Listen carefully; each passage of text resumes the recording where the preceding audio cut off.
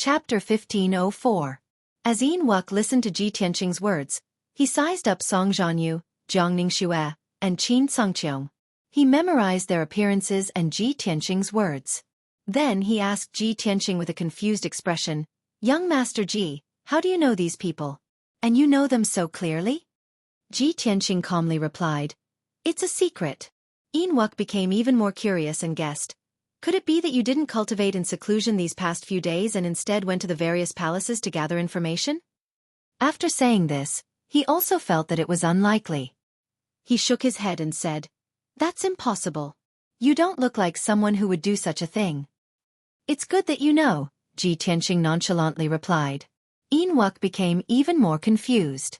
He frowned and pondered for a moment. Suddenly, a thought flashed through his mind, and he revealed an expression of sudden realization. "Oh, I understand. It must be Lin Daoyi who told you. After all, you are the #1 genius of your country. Lin Daoyi would naturally take special care of you." Ji Tianqing didn't answer. He didn't comment. While everyone was sizing up the geniuses of the various countries, the geniuses of the 5 great empires were also observing Ji Tianqing, Xueqi, and the others. The geniuses of the various countries were all proud and arrogant, and they were all competitors. Thus, they looked at the group with cold eyes that even contained a hint of wariness and enmity.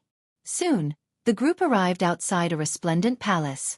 The design and layout of this palace were completely different from the other palaces. It looked like a dark golden dome-shaped temple. This was the temple that worshipped God Lord Taihao. Outside the gate of the temple, there was a spacious square. The ground was paved with huge black stones.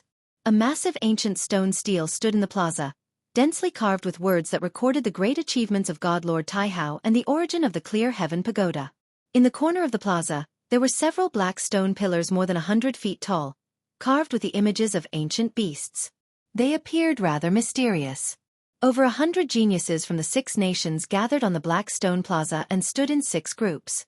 6 oracles dressed in robes of different colors stood side by side in front of the team, bowing and kowtowing to the gate of the temple. "We have brought our disciples to pay our respects to Divine Lord Taihao."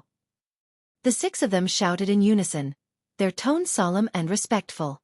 The heavy doors of the temple slowly opened, and a burly, domineering middle-aged man walked out of the temple. This person had white hair and bronze skin. His eyes were large and bright, as vast as the starry sky. He stepped through the gate of the temple and stood on the steps outside.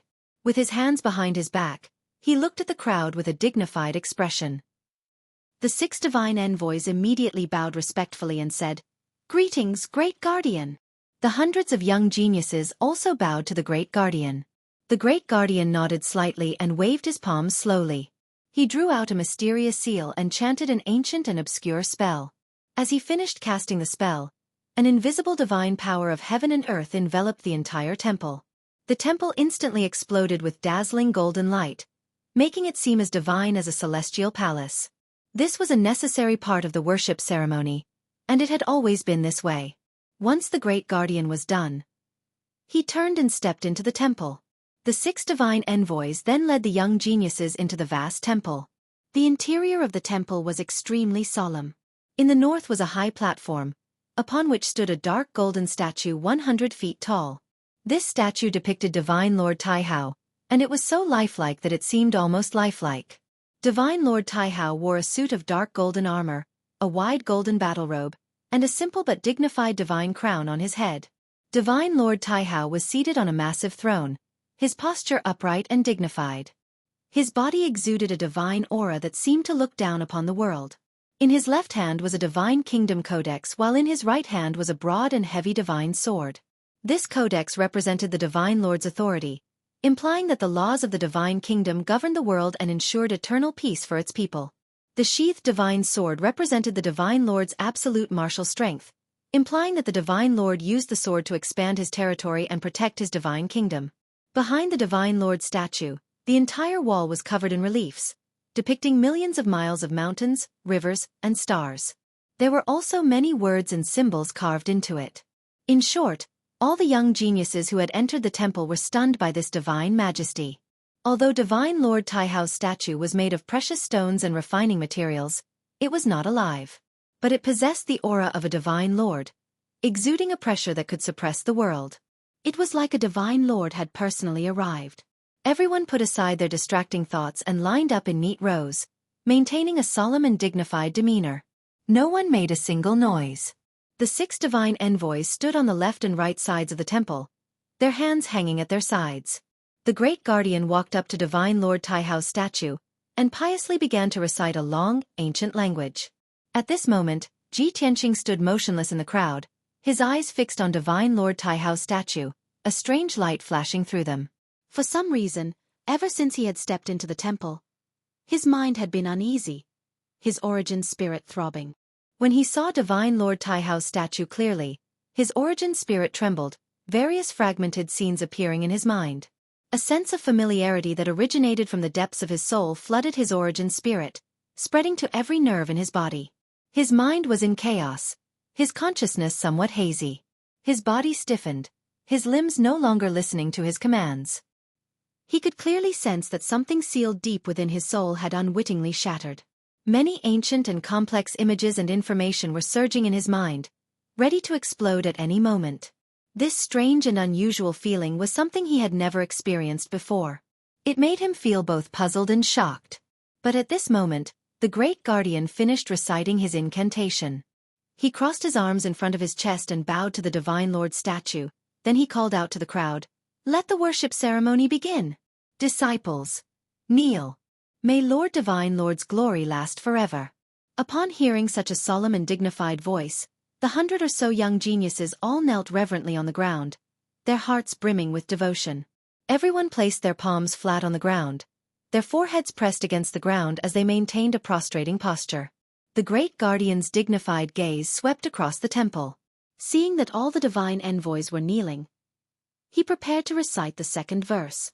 But when he saw Ji Tianqing, his gaze froze, and he fiercely frowned. This was because while everyone in the temple was prostrating on the ground, only Ji Tianqing was still standing. Not only was he standing ramrod straight, but he was also staring straight at Divine Lord Taihao's statue with a blank expression, without the slightest bit of respect. Chapter 1505. Everyone was kneeling down devoutly. Only Ji Tianqing did not kneel and even dared to look straight at the Divine Master statue. This was absolutely a great disrespect. This was the first time the Great Protector had encountered such a thing in the hundreds of years he had been overseeing the vast heaven pagoda. He did not recite the holy text. His sharp gaze stared at Ji Tianqing, and anger was written all over his face. A formless pressure was released from his body and suppressed towards Ji Tianqing. In order not to affect the worship ceremony, he chose to use this method to remind Ji Tianqing. He believed that even if the white-robed youth was momentarily absent-minded, he would definitely kneel down respectfully after being reminded. Swoosh! The formless pressure enveloped Ji Tianqing, causing his body to tremble twice. His face also became ghastly pale. However, he did not have any reaction. He still stood tall and straight with his eyes looking straight at the Divine Master statue. His expression was still changing. Seeing this scene, the Great Protector was instantly enraged. He thought to himself, "Damn brat, you actually ignored my reminder and still dare to be so rude." The worship ceremony could not proceed for the time being. The Great Protector stared coldly at Ji Tianqing and scolded in a deep voice, "You junior, how dare you? You actually dare to offend the Divine Master's dignity and disrupt the worship ceremony. You really don't know what's good for you. Why aren't you kneeling down and admitting your guilt?" The Great Protector's angry roar suddenly sounded like thunder exploding in the main hall. The hundreds of young geniuses and the 6 divine envoys were all shocked. Everyone turned their heads and looked around the main hall. Finally, their gazes fell on Ji Tianqing.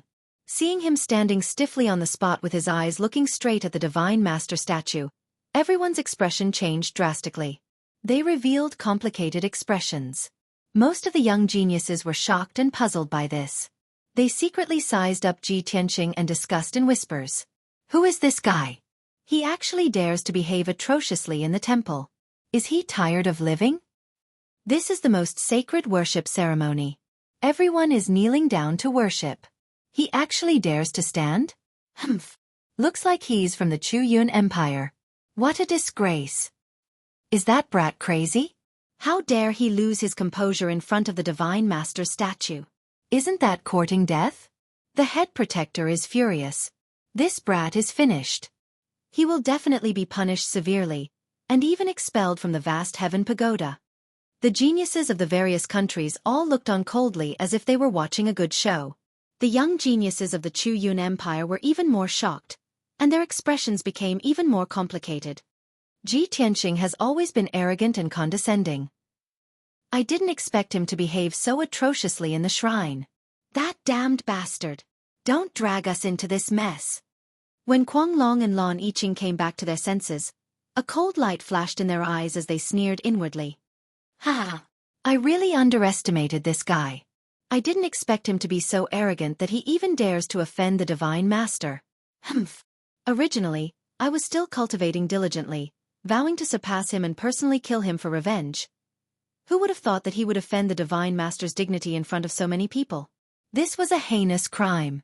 The head protector will definitely punish him severely. It would be best if he is expelled from the vast heaven pagoda. Then, the honor of being the #1 genius of the Chu Yun Empire will return to my hands. Yin Wu-Kei was standing behind Ji Tianqing. When he saw this scene, his heart was burning with anxiety, and his eyes were filled with worry. He hurriedly transmitted his voice to Ji Tianqing and shouted, "Young Master Ji! What are you standing there for? Quickly kneel down and pay your respects." Ji Tianqing. You despicable brat. We are in the shrine now. Don't be stupid. Yin Wu-Kei shouted anxiously. He was so anxious that his face had turned red. Unfortunately, Ji Tianqing did not respond. He also ignored Yin Wu-Kei's voice, and his body was still stiff as he stood there. Lin Daoyi also frowned, and a look of worry and anger flashed in his eyes. When he saw that Ji Tianqing had become the center of attention and was being criticized and mocked, he hurriedly shouted coldly, "Ji Tianqing, you are in the shrine. Do not be rude." However, Ji Tianqing still did not respond. He did not make a sound, and he did not move. He was like a wooden puppet. No one knew that just now, an invisible layer of shackles in the depths of his soul had been broken. Some memories and images sealed in the depths of his soul surged out like a tide, drowning his primordial spirit. His consciousness was swallowed by a black whirlpool, and a vast image appeared in the depths of his soul. In the sky above a vast sea of clouds, two figures stood proudly. The figure on the left was a valiant man wearing golden armor and a wide cape. This person was tall and muscular, and his face was dignified. He exuded a domineering aura that looked down on all living things. When he saw this person's face clearly, Ji Tianqing was shocked. This person looked exactly the same as the statue of Divine Master Taihao in the shrine.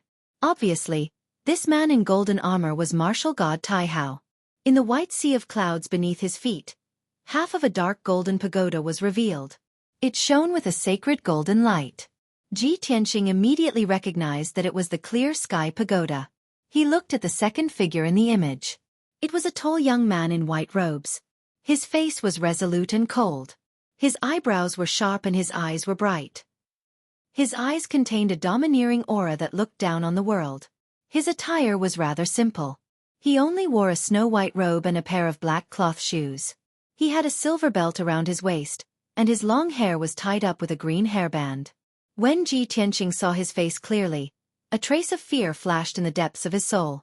This white-robed young man's appearance was exactly the same as his, without the slightest difference. However, this white-robed young man was not him, but Kenshin. At this moment, martial god Taihao bowed to Kenshin and said solemnly, "I've long heard of Kenshin's name. It's my honor to invite Kenshin to Mount God Bestowment." Kenshin looked at martial god Taihao calmly and nodded slightly. He asked, "Why are you looking for me?" Martial god Taihao did not answer. Instead he asked, "I heard that Kenshin once sparred with Luo Xue and defeated her in 3 moves. He also enlightened Luo Xue and made her divine power reach the perfection stage?" "That's true," Kenshin nodded calmly. Martial god Taihao's eyes flickered. He said with anticipation, "I've always admired Kenshin, and I've long wanted to get to know you. Besides, I believe that my sword principle has reached the perfection stage. No one in the world can defeat me. If I can't spar with you, it'll be my greatest regret." Kenshin had expected this. He nodded calmly and said, "Please make your move." Martial god Taihao's palm flashed with golden light. A divine sword with a golden sheath appeared, and he assumed a stance. Kenshin, draw your sword. Kenshin shook his head and said calmly, the sword is in the heart, between the heavens and earth, outside of the rift. It's not in the hand. Chapter 1506. Martial God Taihao's eyes flickered, and he hurriedly bowed to Kenshin. He said with admiration, so that's how it is. Thank you, Kenshin, for enlightening me. Taihao admitted defeat, and he accepted his defeat wholeheartedly. As the ancients say, if one learns of the Tao in the morning, one can die without regrets. Today, after hearing Kenshin's words, Taihao finally understood the mysteries of the way of the sword. It was boundless and limitless. It's laughable that I used to brag that I was number one in the way of the sword, and that I was invincible in the Shenwu continent. I was really too blind. Martial God Taihao seemed to have gained enlightenment, and he instantly broke through the shackles of the martial way, discovering an even wider realm of the martial way. He was rather moved, and he was also very respectful towards Kenshin. He accepted him wholeheartedly. After a while, the image gradually faded, and it was about to dissipate. At that moment, a thunderous sound suddenly rang out in Ji Tianqing's soul, jolting him back to his senses. How dare you! Kneel down and admit your sins. Following this explosive shout, before Ji Tianqing could figure out what was going on, he felt a sharp pain in his body, and his origin spirit began to tremble violently. Boom! Everyone in the shrine had personally witnessed Ji Tianqing being struck by the head protector's palm, and he spat out a mouthful of blood as he flew back dozens of meters. After that, he landed on the ground of the shrine with a bang, and he rolled a few times before coming to a stop. The shrine was silent, and the young geniuses from various countries revealed complicated expressions. Some were in awe of the head protector's might, while others felt pity for Ji Tianqing's fate. There were also a few who rejoiced in his misfortune. As for Kuang Long and Lan Yiqing, the sneers in their eyes became even thicker, and they felt even more pleased and carefree. Only Yin Wuck ignored everyone's strange gazes and hurriedly crawled up from the ground to support Ji Tianqing. However, just as he rushed to Ji Tianqing's side, he was shouted back by the head protector. Back off! Go back and kneel properly. Otherwise, you will be punished as well. The head protector's angry shout caused Yin Wuck's body to tremble, and his footsteps became stiff. The pressure of a martial saint enveloped his entire body, and he did not dare to move recklessly. He had no doubt that the great guardian only needed a single thought to crush him into pieces. Lin Daoyi also hurriedly transmitted a message to him, telling him to retreat quickly and not make any mistakes. Yin Wu Kei's expression was extremely ugly. His gaze changed. After hesitating and struggling for a moment, he retreated step by step. Enduring great torment and humiliation, he returned to his original position and silently knelt down. At the same time, Ji Tianqing, who was lying on the ground vomiting blood, slowly stood up.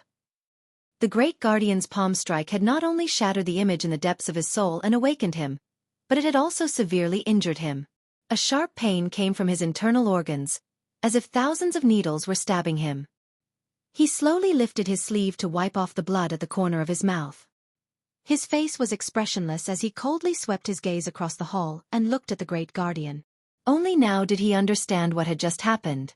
When everyone was kowtowing, he became absent-minded and stood out from the crowd, which infuriated the great guardian. However, he did not intend to explain himself.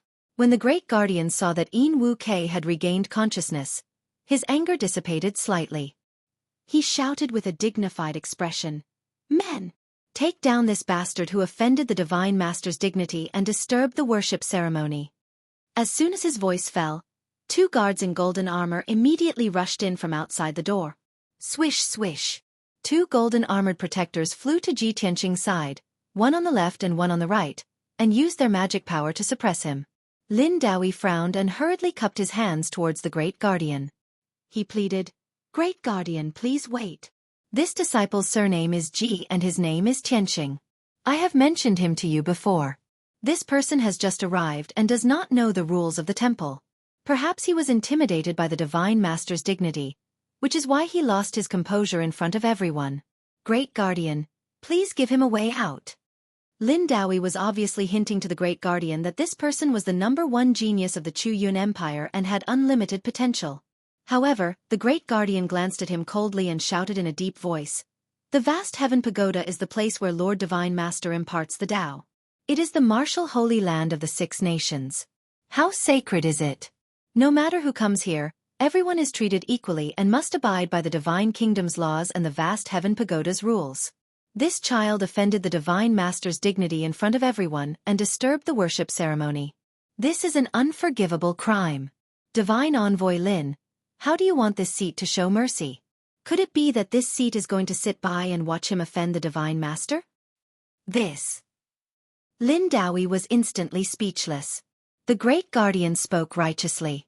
Even if he wanted to plead for Ji Tianqing, he was powerless. Helpless, he could only bow and retreat. The Great Guardian's dignified gaze swept across everyone and said in a deep voice, "According to the Divine Kingdom's laws, Ji Tianqing despised the Divine Master and disturbed the worship ceremony.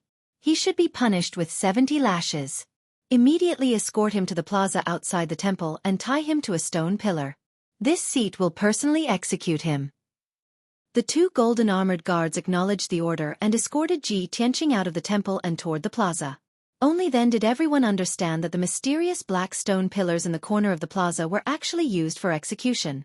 In a short while, the two guards escorted Ji Tianqing to the black stone pillar and used a black iron chain with an array to tie him to the stone pillar. The Great Guardian also walked to the stone pillar and reached out to take a dark red long whip from the guards. This long whip was 30 feet long and as thick as a child's arm. It was dark red in color and was surrounded by fierce red flames. This whip was not an ordinary item. It was a top primordial soul realm magic treasure that was refined with external astral fire. If it was whipped on a person's body, not only would the flesh and blood rupture, but the person would also be burned to ashes. Even the primordial soul would be severely injured and suffer extreme pain. If an ordinary primordial soul realm powerhouse was whipped 70 times by the heavenly fire whip, he would definitely be severely injured and would need to recuperate for a few years to recover. Ji Tianqing was tied to the black stone pillar and could not resist at all. He could only silently endure the punishment. Many young geniuses in the temple, as well as the 6 divine messengers, were secretly paying attention to what was happening in the plaza. Everyone's expression was rather complicated as they secretly communicated with each other through voice transmission. No one had expected such a thing to happen in this year's selection of God's disciples. There were some who sympathized with Ji Tianqing, some who despised him, and some who gloated over his misfortune. In a short while, the Great Guardian held a book of God's nation code in his hands and read out Ji Tianqing's crimes and the corresponding punishment with a dignified expression. Then, he held the heavenly fire whip in his hands and prepared to execute the punishment. Swoosh! He activated a vast amount of Dharma power and infused it into the heavenly fire whip. The long whip immediately became as straight as a sword and burst out billowing waves of fire. The Great Guardian waved his right hand and held the heavenly fire whip in his hand as he whipped Ji Tianqing fiercely. Smack! A crisp sound of an explosion was heard. The long whip with flames rising from it viciously lashed Ji Tianqing's chest. Suddenly, his white robe was torn open, and a dark red bloodstain appeared on his white jade-like skin. At the chopstick long wound, the flesh and blood were curling outwards. The surface of the skin and flesh had been charred and was emitting wisps of black smoke. Fortunately, his body had been tempered and his defense was extremely strong. Chapter 1507. Seeing this, the Great Guardian was stunned for a moment and frowned in confusion. He knew very well that the power of the heavenly fire whip could not be so weak. He was puzzled and was about to increase the strength of the whip to execute the punishment again.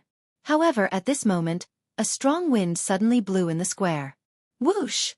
A strong wind came from nowhere and swept across the entire peak of Mount God's Seal. The colorful spiritual fog that covered the sky was suddenly blown away by the strong wind. The calm and clear sky was also filled with wind and clouds. Endless black clouds surged in from all directions, gathering in the sky above the temple and the square, causing the world to darken. Purple lightning arcs flashed wildly in the dark clouds and gathered together quickly. Seeing the change in the sky, the Great Guardian was stunned. His eyes were filled with shock and confusion. The 6 divine messengers and hundreds of young geniuses in the temple also looked at the square with confusion. They did not understand what was happening. The Great Guardian frowned and thought for a moment. Suddenly, he was enlightened. He pointed at the sky and scolded Ji Tianqing sternly. "Rebellious disciple, do you see this? You have offended the dignity of the Divine Master and angered the heavens. This is the wrath of the heavens. I will punish you severely to appease the anger of the heavens and protect the dignity of the divine master." As he spoke, he raised the heavenly fire whip again and injected a vast amount of spiritual power into the long whip. The flames of the heavenly fire whip grew and its power doubled. Swoosh! The great guardian raised the heavenly fire whip and lashed it at Ji Tianqing fiercely. The powerful heavenly fire whip was about to hit Ji Tianqing's chest. At this moment, a dazzling bolt of lightning suddenly lit up in the dark clouds that covered the sky and struck down toward the square. Kaboom! A deafening sound exploded in the sky and spread across the entire Mount God Seal. A lightning pillar that was thousands of feet tall tore the dark sky apart like a divine dragon and struck the black stone pillar at the corner of the square. Ji Tianqing, the chief enforcer, and the black stone pillar were instantly engulfed by the endless lightning. The stone pillar, which was more than 100 feet tall, was smashed into pieces on the spot. Gravel flew everywhere. An incomparably violent shockwave swept through the entire plaza, along with gravel and lightning arcs. The ferocious heavenly fire whip was actually split into several pieces by the divine lightning and fell into the rubble.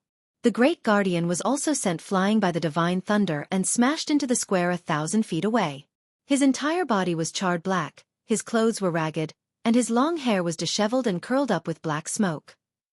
Previously, he still had a dignified aura, but now his head and face were covered in dust, and he was in an extremely sorry state. However, he had the strength of a martial sage and he was not seriously injured when he was suddenly struck by the sacred lightning. He only ended up in a pathetic state. After a while, the dust and black smoke that filled the sky gradually dispersed. The great guardian crawled up from the ground and saw the situation in the corner of the square. Ji Tianqing, who was wearing a white robe, was actually standing on top of the ruins, completely unharmed. Other than that bloody scar on his chest from being lashed out by the heavenly fire whip, there were no other injuries on his entire body.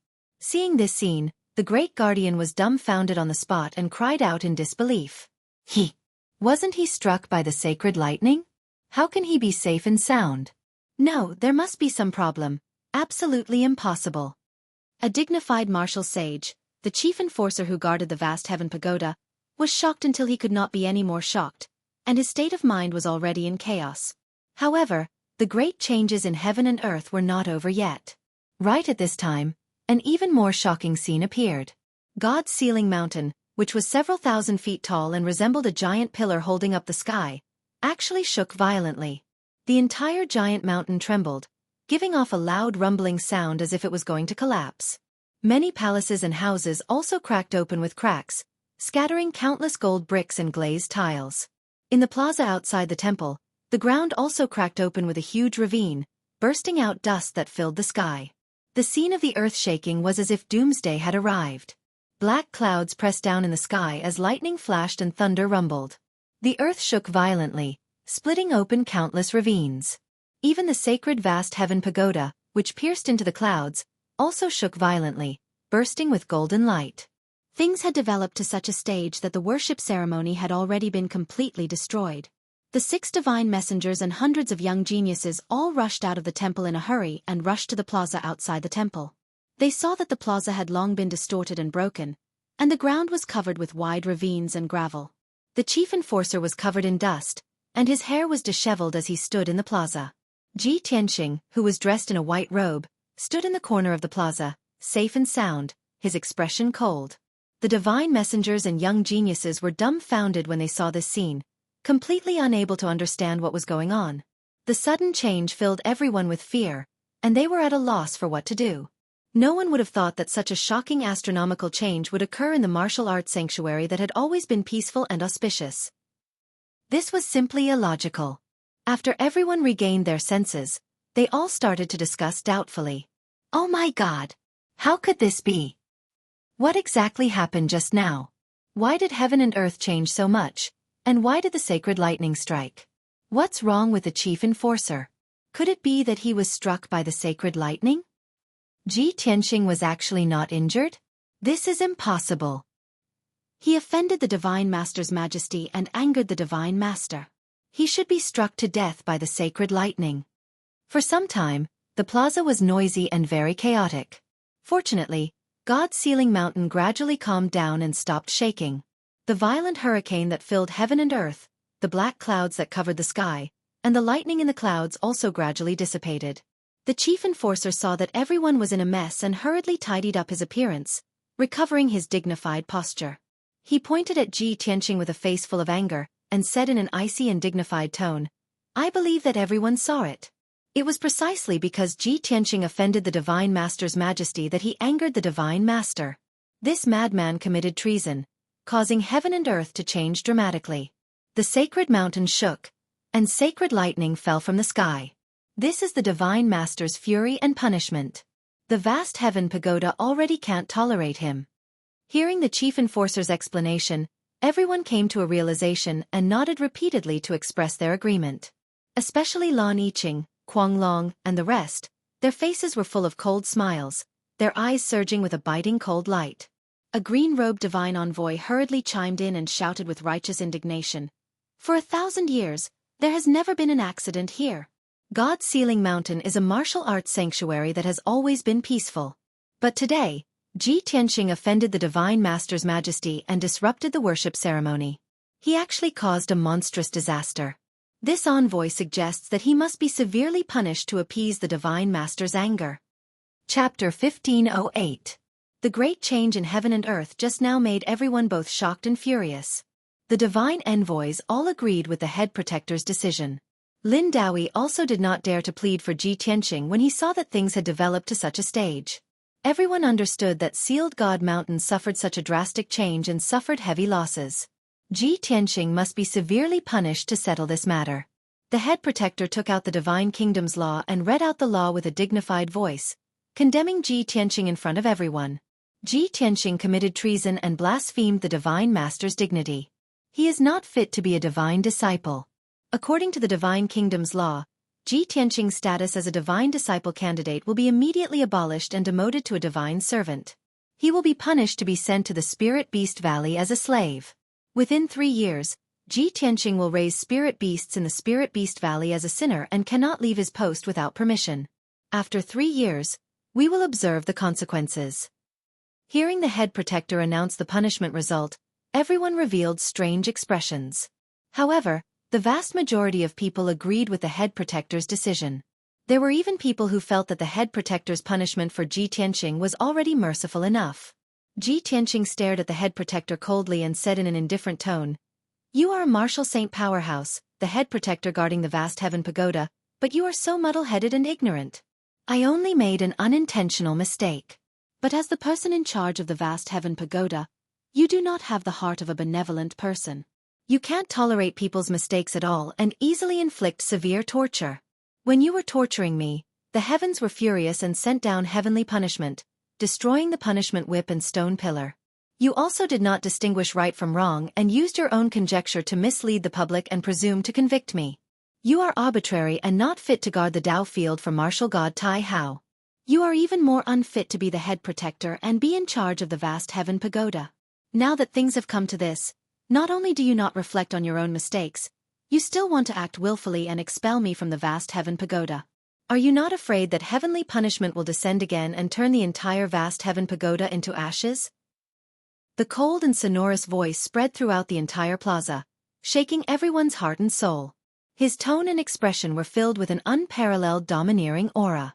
His entire body erupted with invisible divine might that fiercely suppressed everyone. At that moment, everyone's primordial spirits were in a daze, and they had an illusion. It was as if the person standing in front of everyone was not a young genius, but a god who looked down on the world and controlled the universe. That formless divine might that looked down on the heavens and earth actually caused the great protector's body to stiffen. His eyes were filled with shock for a long time.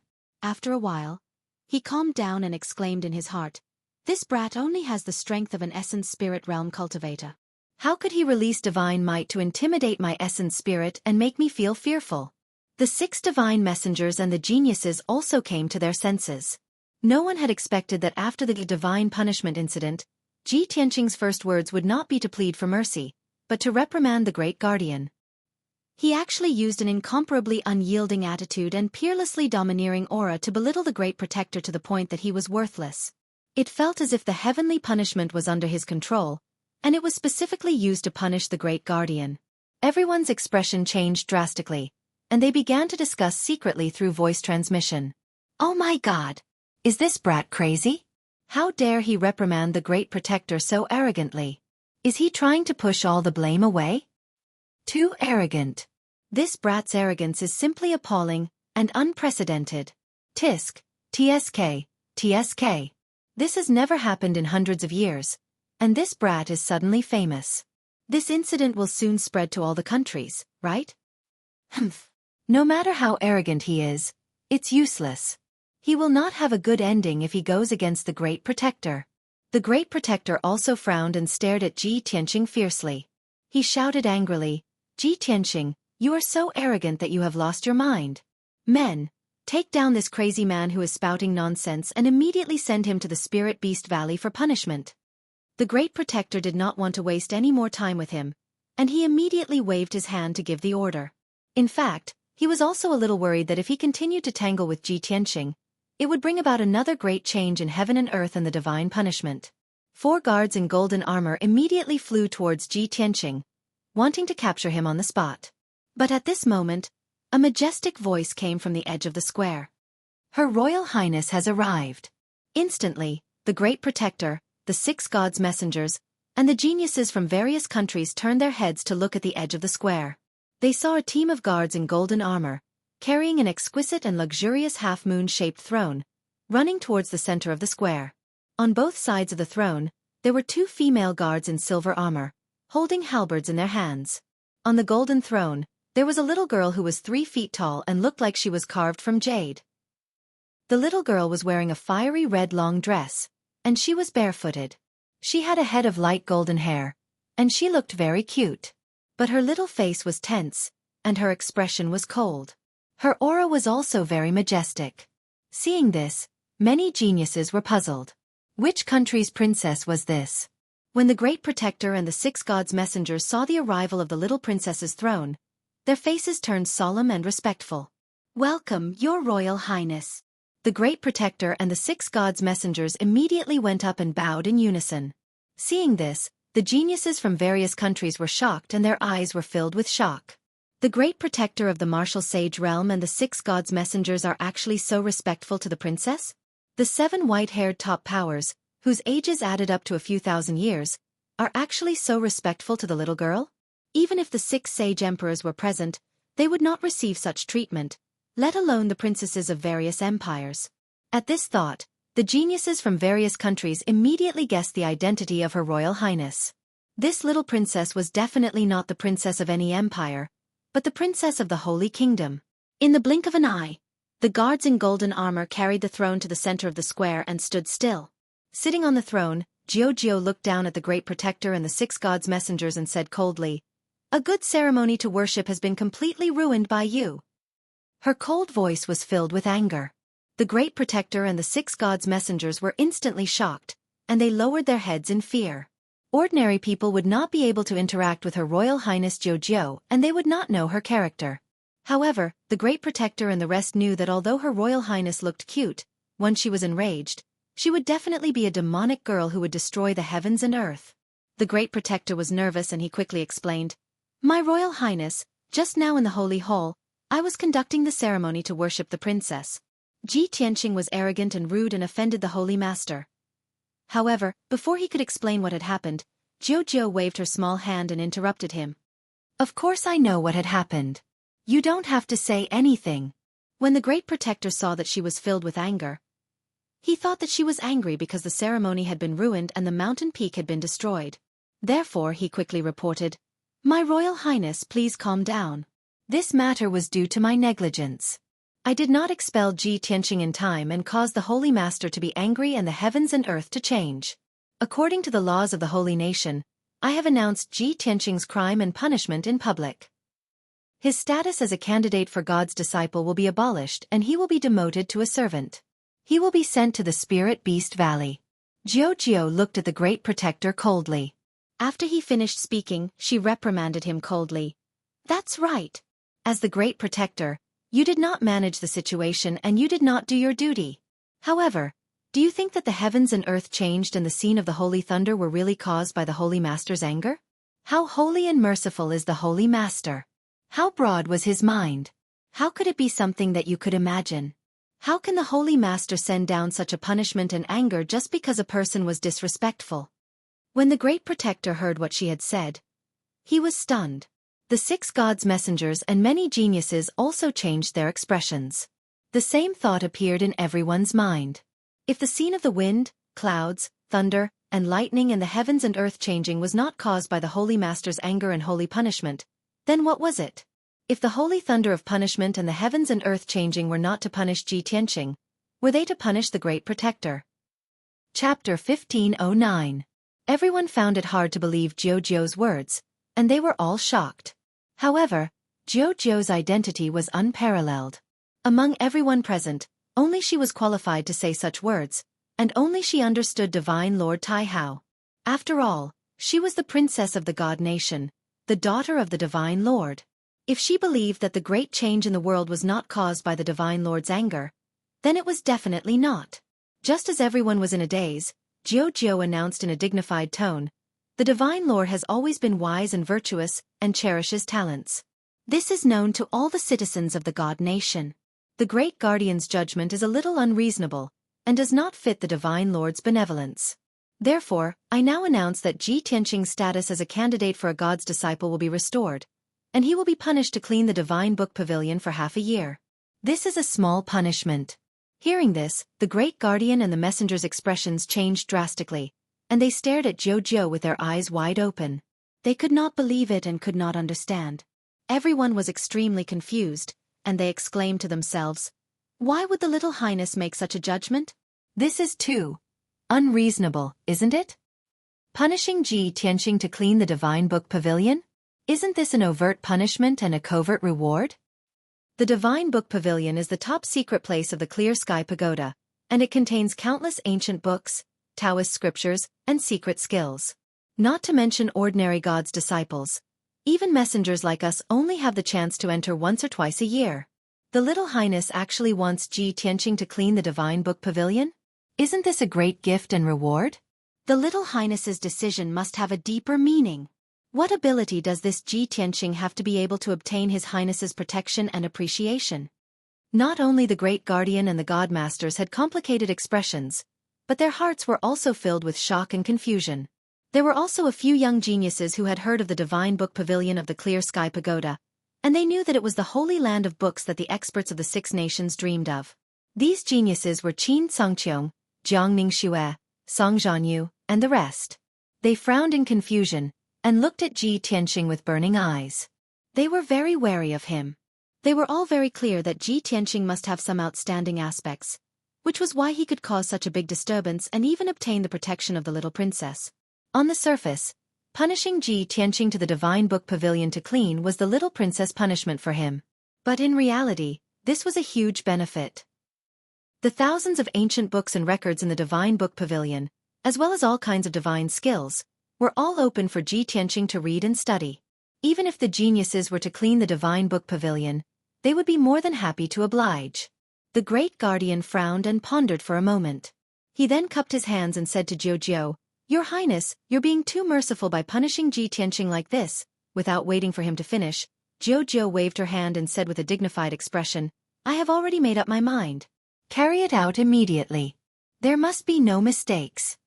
The words that the Great Guardian didn't say were all stuffed back down his throat. He could only respectfully bow and say, "Yes, sir."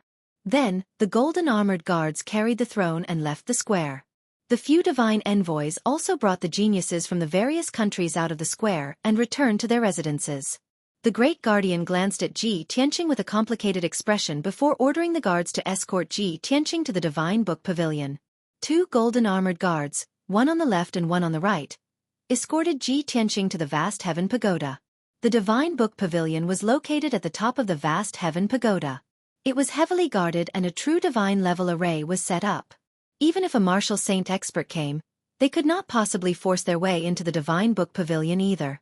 When Ji Tianqing trio walked to the bottom of the vast heaven pagoda and was about to enter the wide and solemn door, a team of golden-armored guards carried a throne and arrived outside the door of the vast heaven pagoda.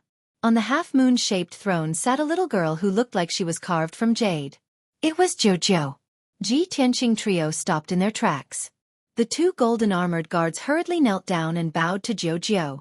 Jiu waved her hand, indicating for the two guards to retreat for the time being. She looked at Ji Tianqing with a somewhat complicated expression. With a calm tone she warned, "Tianqing, I can only help you up to this point. I know that the God-disciple examination in half a year is very important to you. In this half a year, you can stay in the Divine Book Pavilion and work hard on your cultivation." Ji Tianqing naturally knew that Jiu punished him to clean up the Divine Book Pavilion as a special favor to him. He nodded to Jiu and said with a sincere tone, "Jiu, thank you for helping me so much." Jiu was still a little worried. She warned again, "Tianqing, since such a thing has happened in the vast heaven pagoda, I must return to the divine country to resolve this matter. The great guardian is a fair and strict person, and even a little unreasonable. After I leave, I may have to wait for a few months before returning. In this half a year, try not to go out. Just stay in the Divine Book Pavilion and don't have any conflicts with the Great Guardian." Ji Tianqing nodded with a calm expression and did not say anything. As for the truth of the matter, only he knew in his heart. Previously, he had already reprimanded the Great Guardian in front of everyone. At this moment, he did not want to explain anything. After that, Jiu bid farewell to him and left on the throne. Two golden armored guards brought Ji Tianqing into the vast heaven pagoda. The interior of the sacred and lofty vast heaven pagoda was also very solemn. The hall was vast and magnificent. Normally, the vast heaven pagoda's doors were always tightly shut. It was rarely opened. All the god disciples and candidates were not allowed to enter without orders and permission. The first and second levels of the divine pagoda were spacious and bright halls. There were rows of black stone doors in the surroundings. Every stone door was tightly shut. Mysterious and profound arrays were carved on it, as well as various special patterns. Different names were written on the lintel of the doors. For example, Small Spirit Sky, Pure Jade Sea, Lava World, Ancient Desolate Desert, and so on. Ji Tianqing roughly glanced at it. He felt puzzled and secretly guessed. Could it be that behind those stone doors, there are secret rooms with different environments? Or could it be that every stone door has a passageway that leads to different alternate spaces? After 15 minutes, the two golden armored guards brought him to the 5th level of the vast heaven pagoda. The 5th and 6th levels of the divine pagoda were the sacred divine book chambers. There were thousands of ancient books, ancient records and secret techniques. The two golden armored guards handed Ji Tianqing to a white-haired old woman in a black robe and long skirt. After explaining the situation, they left. This black-robed old woman looked to be white-haired. Her body was as thin as a bamboo pole and her skin was as dry as tree bark. Her entire body was shrunk in the black robe. Only a pair of turbid green eyes could be seen. She looked somewhat sinister and strange. However, Ji Tianqing could feel that the old woman's aura was strong and mysterious. She was a martial sage. The old woman was the pavilion elder who guarded the divine book chambers. She was also the second guardian of the vast heaven pagoda. Her status was similar to that of the great guardian. When she found out that Ji Tianqing was punished by Jiu to clean up the divine book chambers, a glint of light flashed past her eyes. She arranged a secret room for Ji Tianqing to stay in and let him settle down.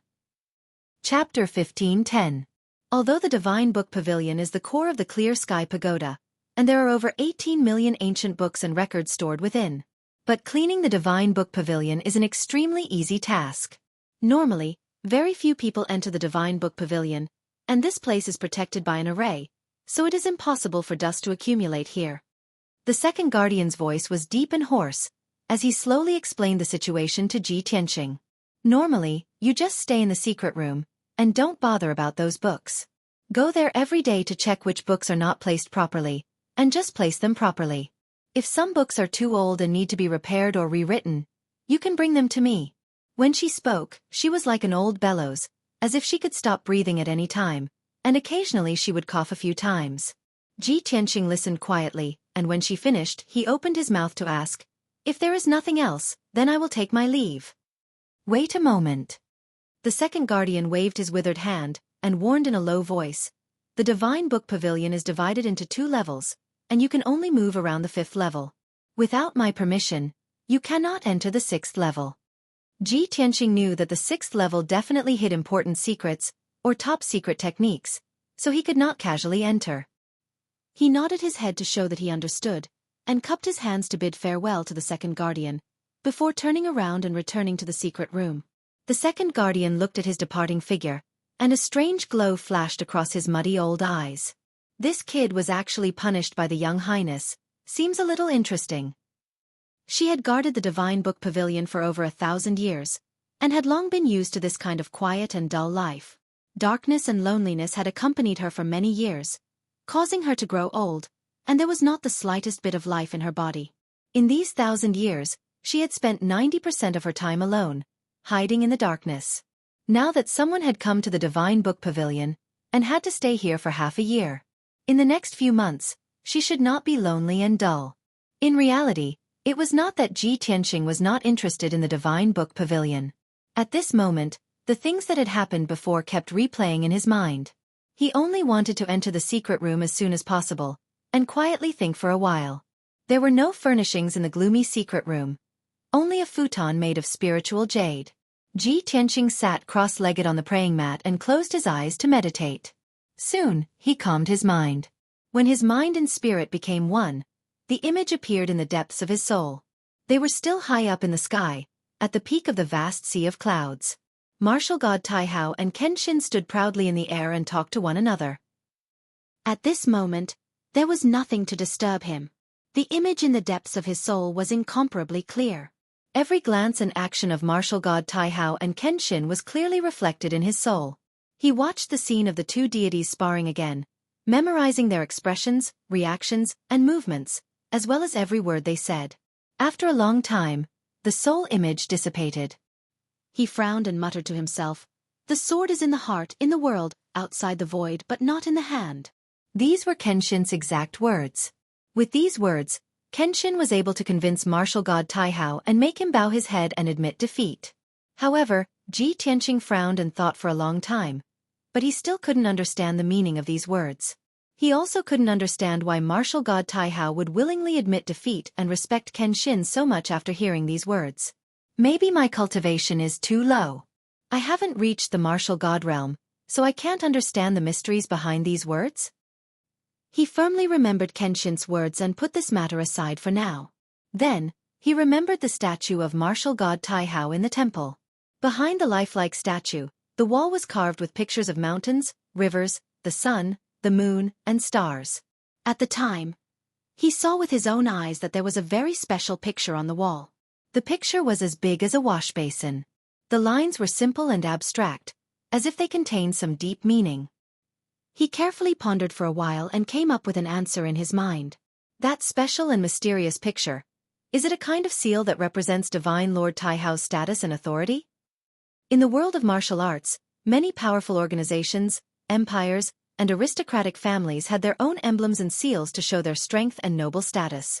A martial god like Divine Lord Taihao, one of the 3 overlords of the Xueqi continent, would definitely have a corresponding seal.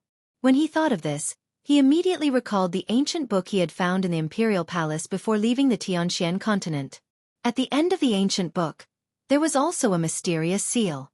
He compared that mysterious seal with martial god Taihao's seal and confirmed that they were not the same. What does the seal in that ancient book mean? Which organization does it represent? Ji Tianqing was full of doubts, but after thinking for a while, he came up with a solution. Right, this is the Divine Tome Pavilion, and it has a collection of more than 10 million ancient books. According to the second protector, the ancient books here not only record all kinds of divine techniques, but also the history and secrets of the Xueqi continent over the past 10,000 years. I'll go to the Divine Tome Pavilion to look for information. Perhaps I can find some information about that seal. After making up his mind, Ji Tianqing stood up and walked out of the secret room. He arrived at the 5th level of the Divine Tome Pavilion, and looked at the thousands of neatly arranged bookshelves with an expectant gaze. There were more than 5,000 bookshelves in the spacious and bright hall, and they were divided into 5 different areas according to their categories. Some areas were filled with books on cultivation methods, some were filled with books on medicine and pills, and some were filled with books on the Tao of formations. He found the area that stored the history books and biographies and sat down cross-legged on the ground. He circulated his energy and released his divine sense, enveloping hundreds of bookshelves. There were more than 1 million books in this area, and flipping through them with one's eyes was definitely a huge undertaking. Using his divine sense to read was undoubtedly the fastest method. Time quickly passed, and before he knew it, a day had passed. Throughout the day, he had used his divine sense to read more than 100,000 books, absorbing a vast amount of words and knowledge. This allowed him to gain a deeper understanding of the Xueqi continent's words and history. His greatest gain was finding out the origin of that mysterious seal, as well as information and deeds related to Kenshin. As for the mysterious mark, it wasn't a secret at all. This was because that mysterious seal was the insignia of one of the three overlords of the Xueqi continent, the Luo Xue martial god. After understanding this point, Ji Tianqing's doubts were easily resolved, and a huge rock that had been hanging in the air was lifted. It's actually the Luo Xue martial god seal, which means that the prefecture lord is working for the Luo Xue martial god. Since the prefecture lord brought Yao Yao to the Xueqi continent, he must have sent her under the Luo Xue martial god. Chapter 15:11. Ji Tianqing had managed to find out Yun Yao's whereabouts with just a few clues. Although he could not see Yun Yao for the time being, he believed that there would be results in half a year. In this half a year, what he needed to do was to frantically increase his strength. When he had checked the mysterious imprint, he had used his consciousness to scan hundreds of thousands of ancient books. These books recorded the history of Xueqi continent, as well as the events of the past few thousand years. There were thousands of history books that mentioned Kenshin's deeds and news. Ji Tianqing calmed down and recalled the contents of these books. He quickly sorted out his thoughts. He also had a clearer understanding of the sword god's life and the various legends and deeds he had done. 1,580 years ago, a mysterious white-robed youth had appeared on the Xueqi continent. At that time, he had been a nobody, and he had been alone. He wore a white robe and a pair of cloth shoes, and he held an ancient pitch-black sword as he walked the world. No one knew where he had come from, and no one knew where he had gone. His cold arrogance and loneliness seemed to have been innate, making it impossible for anyone to approach him. His first battle was the battle that had made him famous. The top youth genius of the Misty Flow Empire, a powerhouse at the 9th level of the primordial spirit realm, had been defeated by a single sword strike at the peak of the imperial city. His unfathomable and transcendent swordsmanship caused many experts to exclaim in admiration. In a short 3 years, the white-robed youth had appeared in a neighboring country. 2 Tribulation Realm powerhouses had led many primordial spirit powerhouses to besiege him. On Moonset Peak, he had single-handedly killed more than 10 primordial spirit powerhouses with his sword, and he had even destroyed the souls of the 2 Tribulation Realm powerhouses. It was said that at that time, his sword light had traversed 15,000 kilometers, and his sword had been like the moon splitting the heavens. From then on, the white-robed youth had gained a name, and he was known as Kenshin. In the following 30 years, Kenshin was like a traveler, crossing over a dozen empires. The name Kenshin had attracted countless criticisms, as well as attacks for no reason. However, he had crossed over the territories of the 3 divine kingdoms and fought with various powerhouses. He had fought thousands of times, but he had never been defeated. From 3rd Tribulation Martial Lords to 5th Tribulation Martial Lords to 9th Tribulation Martial Lords, they were all defeated by his sword. He had once been surrounded and heavily injured, his blood staining the sky. However, he would rather break than submit and press forward courageously. 30 years later, when he arrived at the martial holy land of the Luo River Divine Nation, he was already a martial saint. From then on, people were surprised to find that the sword in Kenshin's hand had disappeared. No matter how strong his opponent or enemy was, he was always empty-handed. The mysterious black sword would only appear out of thin air at the critical moment of his battle with the enemy, and defeat him with a single strike. Legend has it that Kenshin was carefree and unrestrained throughout his life. He was not bound by anyone and never owed anyone favors. After he had reached the martial sage realm, he had set up a training ground at the peak of the Pillar of Heaven's mountains and used the 9 Heavens Wind Lightning Flame to practice his swordsmanship. Furthermore, he had announced that he was inviting martial saints from all over the world to challenge him. In just 20 years, he had defeated more than 30 martial sages and had never been defeated. Kenshin's name was like the sun in the sky, and he had intimidated the entire Xueqi continent. He was second only to the 3 martial gods. However, for some reason when his reputation was at its peak, he had disappeared for 20 years. No one knew where he had gone during those 20 years. However, when Ji Tianqing saw this information and combined it with the history he had learned in the Tianxian continent, he immediately guessed the answer. During those 20 years, Kenshin had gone to the Tianxian continent to suppress the ancient demon emperor. Many years later, in a secret realm of the Luo River Divine Nation, a divine light that covered the sky lit up. Half of the divine nation was covered by this light, and it did not disappear for 3 months. According to the historical records, this divine light was a phenomenon of a martial saint becoming a martial god. Not long after, a piece of shocking news spread from the Luo River Divine Nation's divine palace. Kenshin had returned. Moreover, Sword God and Luo Xueqi Martial God had fought in the 9 heavens and defeated Luo Xueqi Martial God in 3 moves. After that, Kenshin had even enlightened Martial God Luo River, allowing him to comprehend on the spot and reach the realm of great perfection in his divine arts. When this news spread, the entire Shenwu continent was in an uproar, and Kenshin's name became well known. In the following years, it was said that Martial God Taihao and Martial God Tianjue had challenged Kenshin. However, without exception, they were all defeated by the Sword God in less than 3 moves.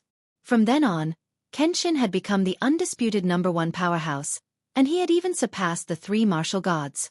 After all, in the tens of thousands of years since ancient times, no one had been able to go from the primordial spirit realm to the martial god realm in just 80 years. This was the #1 monster that had never been seen before and would never be seen again. However, after Kenshin had reached the martial god realm, he had not stayed in the Shenwu continent for too long. 1,500 years ago, Kenshin had ascended from the peak of Tianzhu Mountain and left the continent for the higher realms. After this news spread, the world's powerhouses were once again in an uproar, and they all worshipped Kenshin to the extreme. The 3 martial gods and countless martial saints were even searching for the things that Kenshin had left behind, hoping to find a way to ascend to the higher realms. The historical records clearly stated that after the War of the Gods had ended in ancient times, this world had been sealed by the gods. The 5 continents had been isolated, and the heavens and earth had been sealed by invisible shackles, preventing anyone from ascending to the higher realms. In the 30,000 years since ancient times, several martial gods had appeared on the Shenwu continent. However, those martial gods had been restricted by the heavens and earth seal, and they had never been able to ascend. In the end, they could only die of old age, turning into withered bones and yellow earth, leaving behind endless regrets. Kenshin's successful ascension had brought hope to the entire world, and it had also allowed the powerhouses of the world to see the light. However, countless powerhouses had searched through everything related to Kenshin, but they had not been able to find any clues about how to ascend to the higher realms. Everyone had despaired, and in the end, they could only give up regretfully. For the next 500 years, the 3 martial gods had used some special methods to obtain information about Kenshin. It was said that Kenshin had explored the higher realms and reached the pinnacle of martial arts, becoming the ruler of the astral river. However, 1,000 years ago, a shocking piece of news had spread throughout the Shenwu continent. Kenshin had fallen. Kenshin, who had once been able to unleash a single sword beam and intimidate 30 nations with his sword chi, had actually fallen. When the news spread, the heavens and earth shook, and millions of warriors knelt on the ground and wept. Countless powerhouses were sad. In outer space, countless stars fell like raindrops, and this continued for 3 days and 3 nights. On the Shenwu continent, dark clouds covered the sky and did not disperse for 7 days. The most dazzling powerhouse had fallen, and the legend of the Way of the Sword had vanished. Kenshin's life story had come to an end, and Ji Tianqing gathered his thoughts and sighed with a heavy heart. In a short 80 years, he went from the primordial spirit realm to the martial god realm. The first person to ascend in 30,000 years, the ruler of the astral river. Chapter 15:12. Time passed silently. The following month passed in complete silence. Only Ji Tianqing and the second enforcer remained in the Divine Tome Pavilion. The second enforcer was nowhere to be seen, either napping in the darkness or resting with his eyes closed. The two rarely met, nor did they speak to each other. The entire Divine Tome Pavilion was so quiet that one could hear a pin drop. During this month, Ji Tianqing remained on the 5th floor of the Divine Tome Pavilion, not taking a single step out. He did not cultivate, but instead flipped through the ancient books on the various bookshelves. With his powerful perception and photographic memory, he quickly learned the Shenwu continent's language and knowledge, as well as its history and geography. In just a month, he had read more than 300,000 books and scrolls. He understood the history of the Shenwu continent, the origins and situation of the 3 divine kingdoms, and the rise and fall of the various empires. He even knew the territories of the 10 or so Lien Air empires, as well as the famous mountains and cities within their borders. The ancients once said that reading 10,000 books was like walking 10,000 miles. Ji Tianqing remained in the Divine Tome Pavilion, not taking a single step out. In just a month, he had read more than 300,000 books, and it was as if he had traversed the entire Shenwu continent.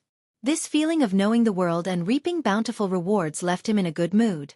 It would also be of great help to his future plans. At the very least, he would know where the Luo Shui Divine Kingdom was and where the sacred land of martial arts was.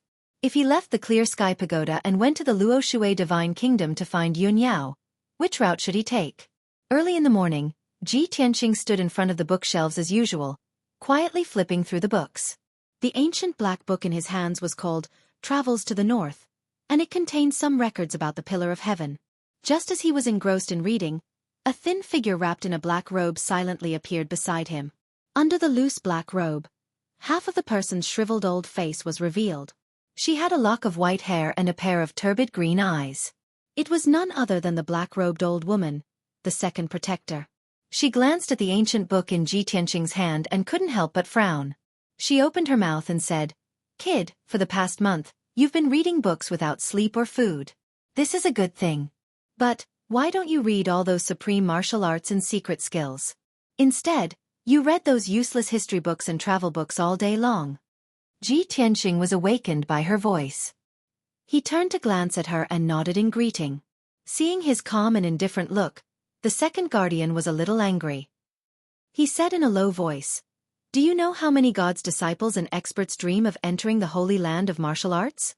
There are millions of books on the bookshelf. You just have to pick a few to cultivate and it will benefit you for life. You little brat. You've wasted the young highness' good intentions and cultivation. You're actually so ignorant and ignorant. You're really disappointing." Her voice was low and hoarse. She looked at Ji Tianqing with eyes full of disappointment, as if she expected better from him. Ji Tianqing slowly closed the black ancient book and raised his eyebrows as he looked at the second guardian. He pointed at the bookshelves that stored the cultivation method manuals and asked, "Second guardian, are you asking me to read those cultivation method manuals?" "Humph, you know the answer. You're really a rotten wood that can't be carved." The second guardian looked angry and snorted with displeasure. Ji Tianqing shook his head and said indifferently, "Those cultivation method manuals are all mediocre. There's no need to look at them." "What?" The second guardian frowned and stared at him. A touch of anger flashed in his sharp eyes. "What an arrogant kid. You really don't know the immensity of heaven and earth. It's a pity that the young highness' efforts have gone down the drain." In the second guardian's view, Ji Tianqing was not only a piece of rotten wood, but also an idiot who didn't know what was good for him. She didn't want to argue with Ji Tianqing. She just felt that it was not worth it for the young princess. However, she didn't think that Ji Tianqing was telling the truth. The books in the Divine Book Pavilion were indeed worthless to him. There was no need to waste time looking at them. Compared to the Heavenly Book Pavilion in Kenshin's tomb, how could the books here be considered worthless? They were simply rubbish. In this Divine Book Pavilion, the only books that Ji Tianqing found useful were the history books and geographical travel notes. After a moment of silence, the second guardian's anger gradually subsided. She said coldly, "Just now, a guard came to report that the envoy of the White Knight Empire had escorted a batch of books to the foot of Mount God Bestowment. You immediately rushed down the mountain to receive the books from the White Knight Empire and bring them back to the Divine Book Pavilion." Ji Tianqing had already stayed in the Divine Book Pavilion for a month. He knew where the 10 million books came from. The 6 empires had been collecting all kinds of books and books to offer to the Clear Sky Pagoda regularly. After countless years of accumulation, the books in the Divine Book Pavilion could reach such a scale. Ji Tianqing put down the black ancient book, cupped his hands to the second guardian, and turned to leave. He calmly left the Divine Book Pavilion, walked out of the Clear Sky Pagoda, and flew down Mount God Bestowment. He knew that Mount God Bestowment was the holy land of martial arts of the Clear Sky Kingdom. It was also the place where martial god Clear Sky taught. The people of the 6 empires could not casually approach this holy land. Without the permission of the Clear Sky Pagoda, no one could ascend Mount God Bestowment. Otherwise, it would be an affront to the authority of the Divine Master and would be severely punished. The envoy of the White Knight Empire could only wait at the foot of Mount God Bestowment. He was not qualified to ascend the mountain. At the foot of the steep Mount God Bestowment, there was an open space with a radius of 10,000 feet. This open space was relatively flat, and the ground was paved with white marble, forming a small square. There was a huge stone tablet erected in the square, and the words Mount God Bestowment were engraved on it. In addition, there was a line of small red words on the stone tablet. It said, "Holy Land of Martial Arts, no trespassing." Usually, if the warriors and commoners of the 6 empires wanted to make a pilgrimage to Mount God Bestowment, they would come to this square to pay their respects to Mount God Bestowment. At this moment, there were 2 majestic middle-aged men in black armor in the square. Both of them were burly and had a dignified aura. They were dressed like generals. The man on the left had thick eyebrows and big eyes. He was at the 9th level of the Essence Soul realm. The man on the right had a thin face. His eyes flickered with a sharp aura. His strength was at the 1st level of the Tribulation Transcendence realm. The 2 of them stood side by side in the square, looking up at the sea of clouds above. Their expressions were grave. While waiting, the 2 of them were secretly discussing through voice transmissions. "General Du, we are under the Sage Emperor's orders. We are taking the opportunity of paying tribute to the book collection to come to the Clear Sky Pagoda to find Ji Tianqing. We are waiting for an opportunity to snatch the Burial of Heaven's sword. This plan was originally flawless, but we can't even ascend Mount God Bestowment. What should we do?" Deputy General Li, don't be anxious.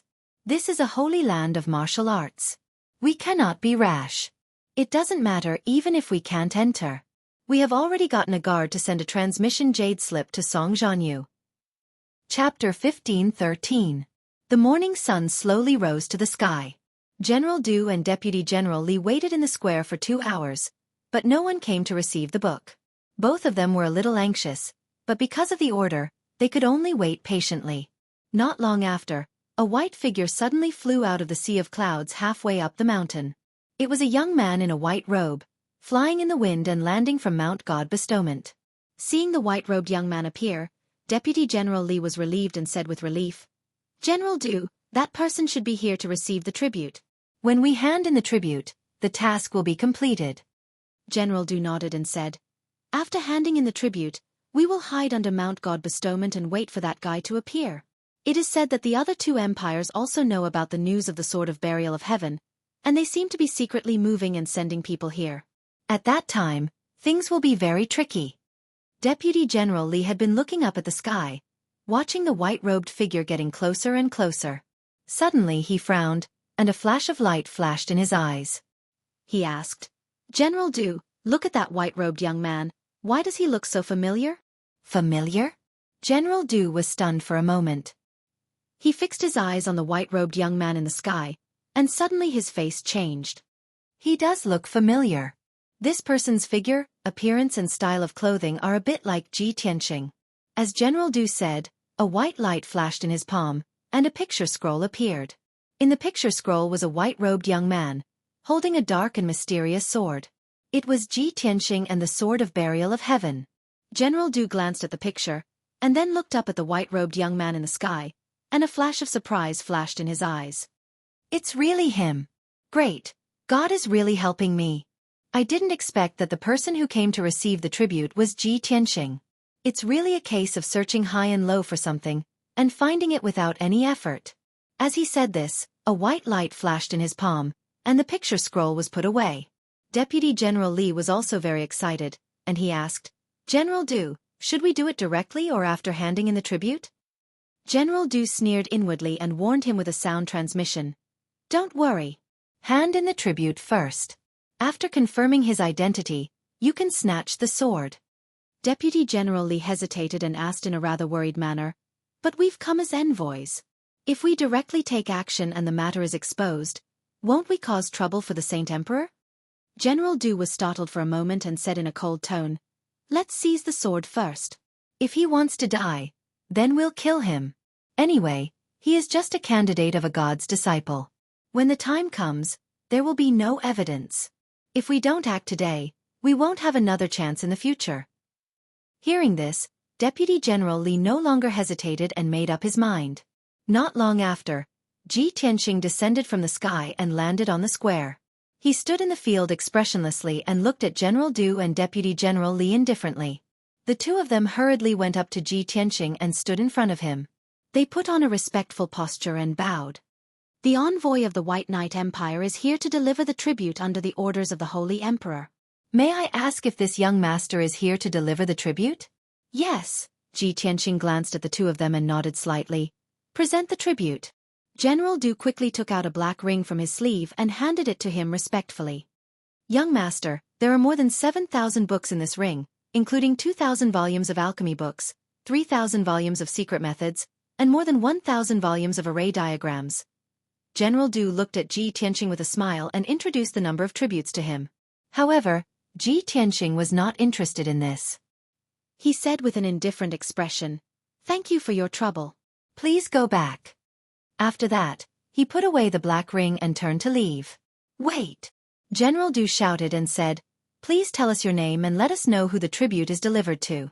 It will be convenient for us to go back and report to the Saint Emperor." Ji Tianqing. Ji Tianqing said his name and flew to the sky without looking back. He was about to leave. After confirming Ji Tianqing's identity, General Du did not hesitate and immediately attacked. A golden light flashed in his palm and a dark golden sword appeared. He waved the sword at Ji Tianqing without any explanation. Swoosh! The incomparably sharp sword light instantly streaked across the sky and ruthlessly slashed at Ji Tianqing's back. Boom! In the muffled sound, the golden light splashed and Ji Tianqing was sent flying by the sword light.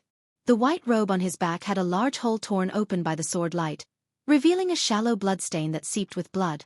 Fortunately, his physical defense was strong and he was suddenly attacked, but he only suffered a minor injury. If it was an ordinary 5th-level Essence Soul Master, he would have been cut in half on the spot. The sudden change made Ji Tianqing's face change dramatically. He turned around and looked at General Du and Deputy General Li, his eyes emitting a cold light. "You are courting death." He shouted angrily and immediately stabilized his body and stopped at the edge of the square. Swoosh! A black light flashed in his right hand and the Sword of Burial of Heaven appeared in his hand, emitting a cold and powerful aura. "Ji Tianqing, if you know what's good for you, hand over the Sword of Burial of Heaven and I can spare your life." General Du growled with a murderous look. Ji Tianqing heard and was shocked. These two know about the Sword of Burial of Heaven? And they want to snatch my sword.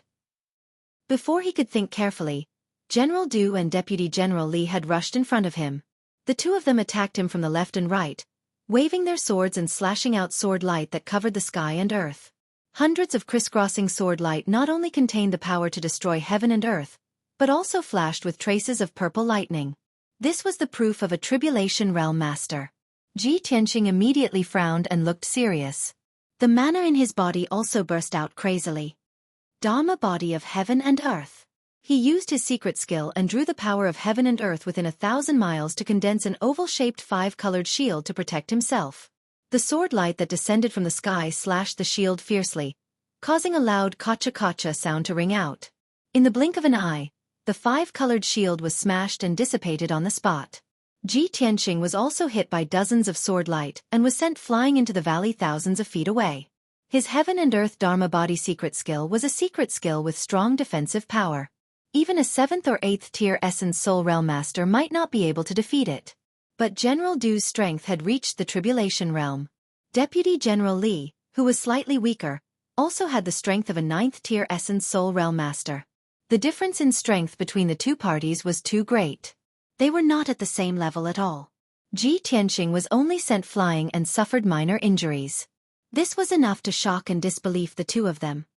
Damn brat, he's actually quite capable. He only has the strength of an Essence Soul Realm Master, but he can withstand 2 of our attacks and not die. This is incredible. Cut the crap. Let's end this quickly and snatch the sword in his hand as soon as possible. General Du and Deputy General Li secretly communicated with each other through voice transmission. Then they unleashed their full strength and rushed toward Ji Tianqing with murderous intent, besieging him with all their might.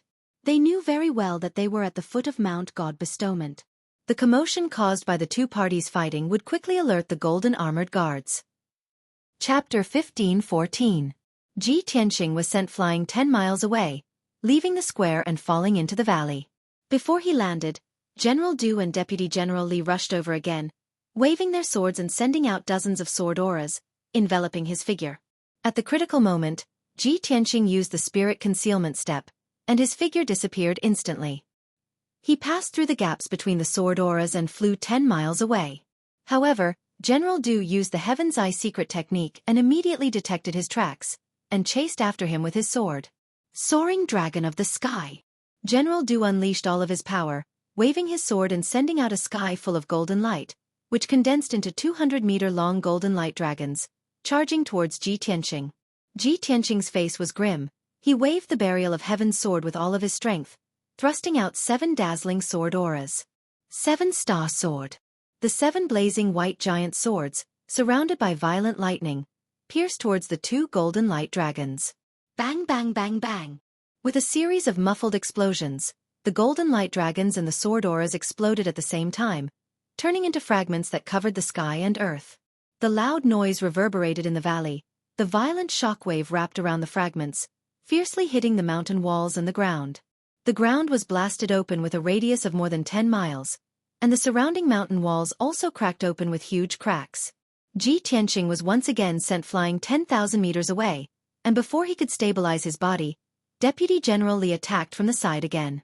Whoosh whoosh whoosh. Dozens of sharp sword auras all pierced Ji Tianqing. His magical power shield immediately collapsed, and his whole body was also thrown out, crashing heavily into the mountain wall. A large crater was created on the mountain wall, and spiderweb-like cracks appeared, bursting out dust into the sky. Without waiting for him to recover, General Du and Deputy General Li rushed over again with murderous intent. The two of them wanted to use the most violent attacks to kill Ji Tianqing in the shortest time possible and take away the Burial of Heaven's sword. Ji Tianqing was beaten back, and could only rely on the golden rock wings, the Burial of Heaven's sword, and various secret techniques to resist the attacks of the two. However, the 3 of them did not know that there were 2 sharp eyes secretly staring at them. They were 2 black-clothed and bronze-masked powerhouses. They were hiding in a valley about 15 kilometers away. The 2 of them hid in a cluster of rocks, using a special secret technique to merge with the rocks, making it impossible for people to detect them. The 2 of them stared at the battle between Ji Tianqing and the other 2, and talked to each other through voice transmission. Those 2 guys claimed to be envoys of the White Knight Empire, using the opportunity of tribute, forcibly snatched the Burial of Heaven's sword. They are really too arrogant. The thin black-clothed man asked the burly old man beside him. Wang Duozhu, aren't those 2 guys afraid of being exposed and bringing trouble to the White Knight Empire? The black-clothed man called Wang said in a playful tone, the Burial of Heaven's sword is the first magic sword in the world, a treasure that countless strong men dream of. The White Knight Holy Emperor must have given a death order to let those 2 guys snatch the Burial of Heaven's sword no matter what. Isn't our Lord Thousand Snow Holy Emperor the same? She wants us to snatch the Burial of Heaven's sword at all costs, even by fair means or foul. The skinny black-clothed man asked anxiously, we have been lurking here for more than 20 days, and it's not easy to wait for Ji Tianqing to appear. We must not miss this opportunity. Wang, I think Ji Tianqing can't hold on any longer. When should we make a move? Deacon's son, don't worry. Let Ji Tianqing and those 2 guys fight until both sides are injured. Then, we'll sit back and reap the benefits. Division Leader Wang's tone was filled with treachery. Deacon's son was shocked and whispered in disbelief. Both sides are injured? How is this possible? Even if Ji Tianqing has the Burial of Heaven's sword in his hand, it's impossible for him to beat those 2. Wang shook his head gently and said in a firm tone, Ji Tianqing is the first genius of the Chu Yun Empire. His strength must be extraordinary. Moreover, the Burial of Heaven's sword is Kenshin's sword. How can it only have this little power? Be patient and watch. Just as Division Leader Wang finished speaking, a heaven-shaking explosion suddenly came from the valley 15 kilometers away. A giant golden sword over 10,000 feet tall suddenly appeared and slashed viciously at Deputy General Li with a terrifying might. Deputy General Li was sent flying by the giant sword on the spot, vomiting blood as he flew 10 miles away, and smashed into the valley. The sudden change also startled General Du, and his face was full of disbelief. Ji Tianqing. You actually... How is this possible? Ji Tianqing stood in the sky with ragged clothes and disheveled hair, casting a spell to control the primordial spirit golden sword that was thousands of feet high. He stared at General Du coldly and shouted in a cold voice. You too, as the envoys of the White Knight Empire, how dare you besiege and kill a candidate of the god's disciple at the foot of Mount God Bestowment? Aren't you afraid that the Divine Lord Taihao will punish the White Knight Empire if this matter is exposed? General Du held the sword in his hand, and his whole body was surrounded by electric light. He shouted in a contemptuous tone, "Ji Tianxing, don't flatter yourself. You're just a candidate of the god's disciple, and it's no big deal to kill you. The Divine Lord will never care about such a trivial matter, so how can he punish you? If you don't hand over the Burial of Heaven sword, you'll definitely die." As General Du spoke, his whole body surged with electric light, and the phantom of a giant beast that was thousands of feet high appeared behind him. The giant beast looked like a rhinoceros, but it only had one leg, and the two curved horns on its head were surrounded by purple electric dragons. This was General Du's primordial spirit Dharma Laksana, the legendary thunder beast Xueqi. His primordial spirit Dharma Laksana was very special, and it could control thunder and lightning. This was very rare, and countless strong men in the Tribulation Realm were envious and in awe. General Du made a Taoist gesture with both hands, and the giant phantom of the Xueqi immediately condensed a huge ball of electric light, which locked onto Ji Tianxing's primordial spirit Dharma Laksana. "Are you going to hand it over or not?" General Du shouted angrily with a murderous look. Ji Tianxing also activated the giant golden sword with all his strength, and tit for tat with General Du he shouted in a deep voice, "You're delusional. Then go to hell." General Du roared angrily. The giant phantom of the Xueqi immediately released the ball of electric light with a radius of thousands of feet, and fiercely bombarded Ji Tianxing. Boom! In an instant, the giant ball of electric light bombarded Ji Tianxing's primordial spirit golden sword, and his figure was drowned. However, a scene that stunned General Du appeared. The power of thunder that he was proud of did not hurt Ji Tianxing. Instead, it burst into electric arcs all over the sky, and was quickly swallowed by the golden sword. After the dazzling purple light dissipated, Ji Tianxing's figure appeared, and he was unscathed. He stared at General Du coldly, and said in a contemptuous tone, "Showing off your slight skill in front of an expert." The next moment, he waved his hand and threw out the sword of Burial of Heaven, and shouted in a low voice, "Divine Sword Fusion!" Suddenly, the dark and cold sword of Burial of Heaven expanded to thousands of feet in an instant, and merged with his primordial spirit golden sword. Chapter 15:15. General Du knew very well that the power of the Burial of Heaven must be terrifying. Seeing the fusion of the Burial of Heaven and the primordial spirit golden sword, his face suddenly changed, and his eyes were filled with anxiety and worry. With his strength and means, of course, he could kill Ji Tianxing. But he couldn't help but worry that Ji Tianxing could use the power of the Burial of Heaven to be in a stalemate with him for a long time. The huge commotion of the two sides fighting must have alarmed the guards on Mount God Bestowment. If he couldn't kill Ji Tianxing as soon as possible, the golden armored guards would soon arrive. By then his plan would be in vain. At this moment, Ji Tianxing had already controlled the giant sword to slash down. Heaven-splitting sword. The giant golden sword, suffused with a hazy black shadow and purple electric light, erupted with a destructive power and instantly struck General Du. He had no chance to dodge at all, and could only activate the Xueqi phantom to block the giant sword. Boom! A loud noise that shook the sky exploded in the valley and spread for hundreds of miles. The giant Xueqi phantom was cut in half on the spot, and the purple light burst out, illuminating the entire valley. General Du also looked as if he had been struck by lightning. His face turned pale, and blood spurted from his mouth and nose. His whole body was like a broken sack, flying more than 10 miles away and smashing into the rock wall of Mount God Bestowment. The extremely hard dark brown rock wall was smashed into a pit with a radius of 10,000 feet, and dense cracks appeared around it. The sacred and majestic Mount God Bestowment also trembled a few times, making a dull rumbling sound. This sword was the most powerful sword that Ji Tianxing could unleash. Moreover, the fusion of the Burial of Heaven and the primordial spirit golden sword doubled the power of this sword. Because of this, General Du, who was at the first stage of the Tribulation Transcendence realm, was sent flying and seriously injured by this sword. The Xueqi phantom that was cut in half quickly disappeared and retracted into General Du's body. His primordial spirit was seriously injured and was lying in the deep pit in the rock wall, buried by countless gravel. Ji Tianxing cast a spell again and controlled the primordial spirit golden sword to slash at the deep pit, wanting to take the opportunity to kill General Du, but at this moment, Deputy General Li rushed out from the side with his injuries. "Little bastard, you're courting death." His eyes were about to burst with anger, and he roared with murderous intent. He flew out of the deep pit to help General Du to block the sword. In the sky behind him, a 10,000-meter-tall golden shadow appeared. It was a golden-armored giant with 4 arms, each holding a saber, a spear, a sword, and a halberd. Under the control of Deputy General Li's body, the golden primordial spirit golden sword. Boom! With a thunderous explosion, the golden sword struck the golden-armored giant. Immediately, the 4 arms of the golden-armored giant were chopped off, turning into specks of golden light that dissipated into the sky. The golden sword golden giant was also cut in half and quickly retracted into Deputy General Li's body. Deputy General Li's primordial spirit was seriously injured. He spat out blood and flew back into the deep pit. His robe was ragged, and his body was full of cracks. Blood gushed out and dyed him red.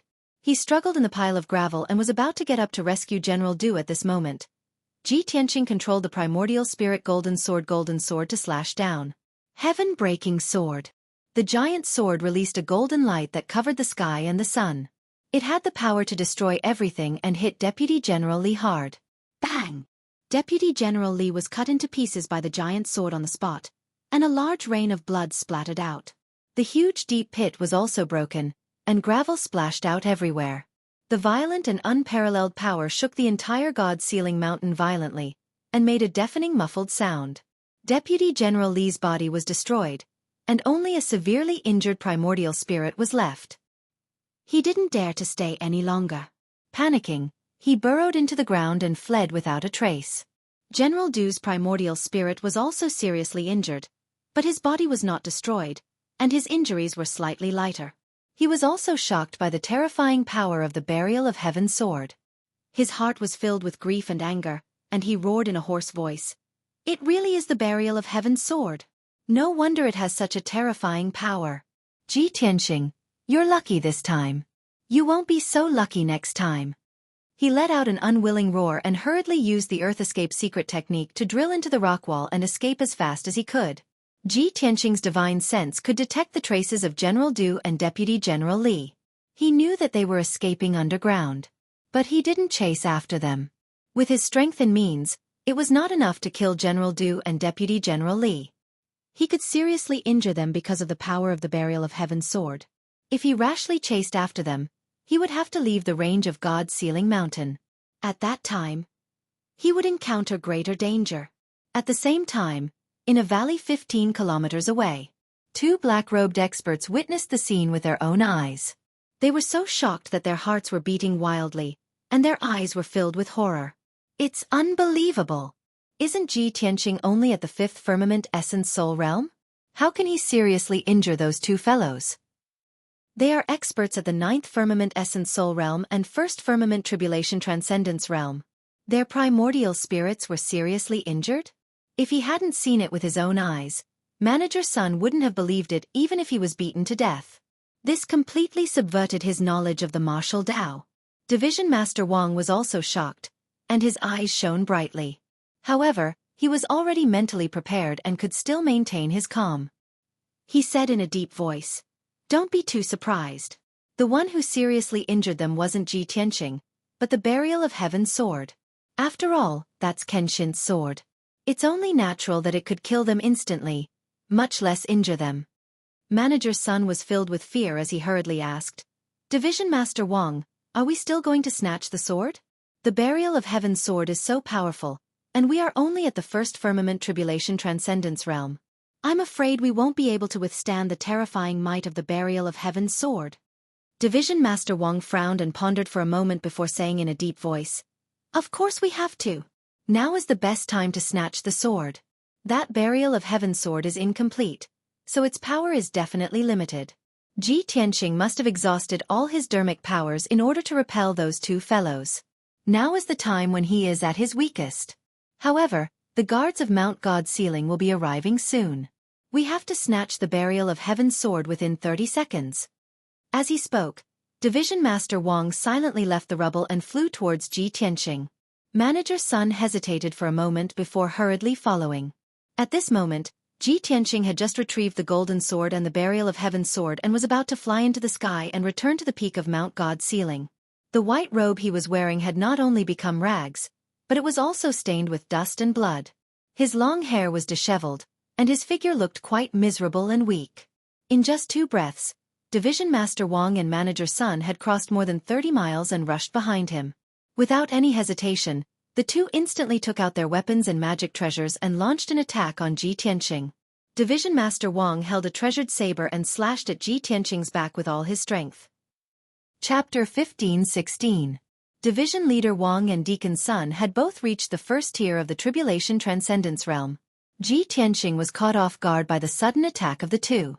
Division Leader Wang waved his saber and slashed out dozens of flaming blades, which shrouded Ji Tianqing's figure, preventing him from dodging. Deacon Sun's bronze crossbow was a supreme-grade Essence Soul Realm Dharma treasure. It was extremely powerful. The icy blue arrow shot out from the bronze crossbow was only 3 feet long. It was crystal clear and contained an extremely cold aura. The power of this arrow was extraordinary.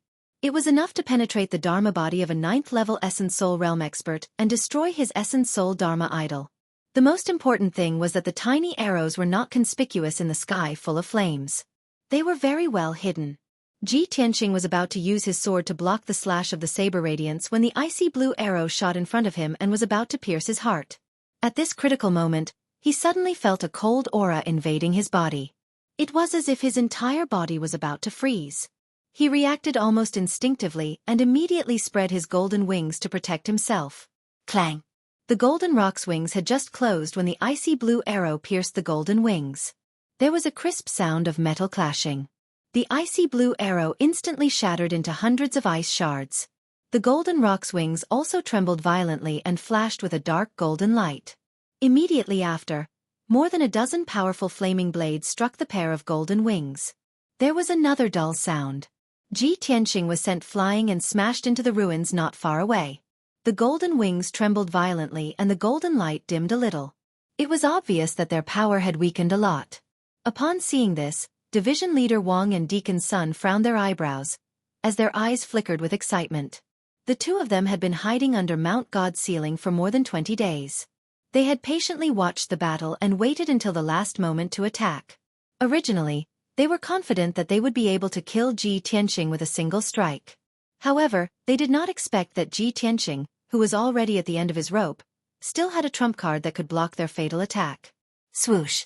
With a flash of golden light, Ji Tianqing unfolded his golden rock wings and revealed his body. He flew out from the rubble ruins and stared at Division Leader Wang and Deacon Sun with a sharp gaze. His entire body emitted a killing intent that soared to the heavens. With a cold voice he shouted, "You two also want to steal the sword?" Division Leader Wang and Deacon Sun were startled for a moment. Their eyes under the bronze masks revealed sinister sneers. "That's right. Since you know, why don't you hand over the Sword of Burial of Heaven?" Ji Tianqing furrowed his brows. Many questions popped up in his mind, and anger surged in his heart. Of course, he knew that these two masked men in black were not in cahoots with the previous two. However, he could not understand how these people knew that he had the Sword of Burial of Heaven.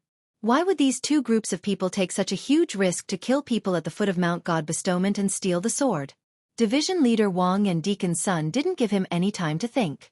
They immediately brandished their treasured sabers and released their bronze crossbows to attack him. Sky Saber Splitter! Division Leader Wang shouted angrily. He held the black treasured saber with both hands and slashed out 81 times in an instant. Each saber light was hundreds of feet long. They flickered with golden light and were extremely sharp and domineering. The 81 saber lights formed a crisscrossing saber net that descended from the sky toward Ji Tianqing. The saber net sealed the area within a radius of 10 miles, leaving him with no way to escape. Deacon Sun also activated the bronze crossbow with all his strength. He released 3 dark golden arrows that shot toward Ji Tianqing's forehead, throat, and heart. Ji Tianqing was in a perilous situation. If he couldn't block the saber lights and arrows, his life would be in danger. At this critical moment, he didn't hesitate to use the primordial spirit golden sword and took out the Sword of Burial of Heaven. "Burial of Heaven, lend me a hand." He used his divine thought to send a message to the Sword Soul of Burial of Heaven. In the next moment, the Sword of Burial of Heaven expanded to 1,000 feet tall and merged with the primordial spirit golden sword again. Then, his body emitted a golden light that shot into the sky. His body turned into a dazzling brilliance and merged with the primordial spirit golden sword. The primordial spirit golden sword was formed by the fusion of the primordial spirit, the sword of burial of heaven, and Ji Tianqing. Its power had reached its peak.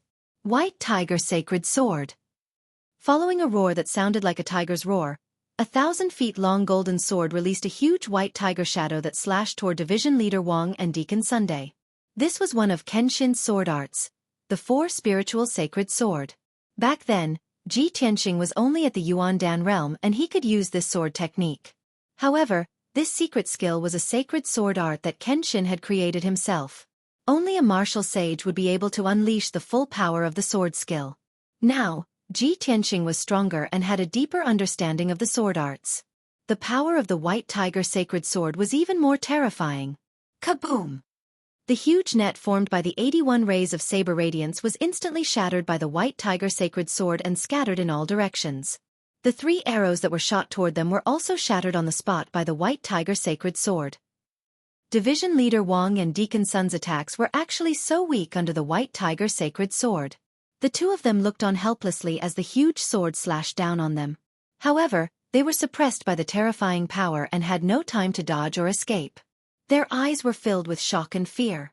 They were shocked that Ji Tianqing could use such a marvelous sword technique and were fearful of the terrifying power of the sword of burial of heaven. Bang!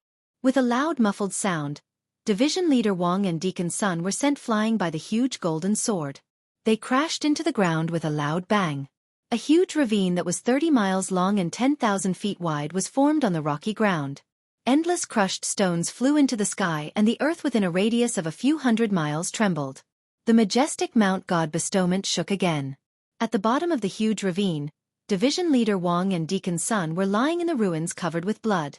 Their bodies were covered by the earth and rocks.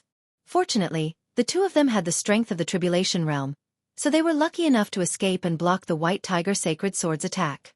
However, their corporeal bodies were filled with cracks like broken porcelain bowls. Dark golden blood soaked their robes and mixed with the earth. They looked very miserable. Their primordial spirits were also injured by the white tiger sacred sword. Their consciousness was somewhat blurry and drowsy. At this moment, Deacon Sun recalled what Division Leader Wang had said before. After all, that is Kenshin's sword.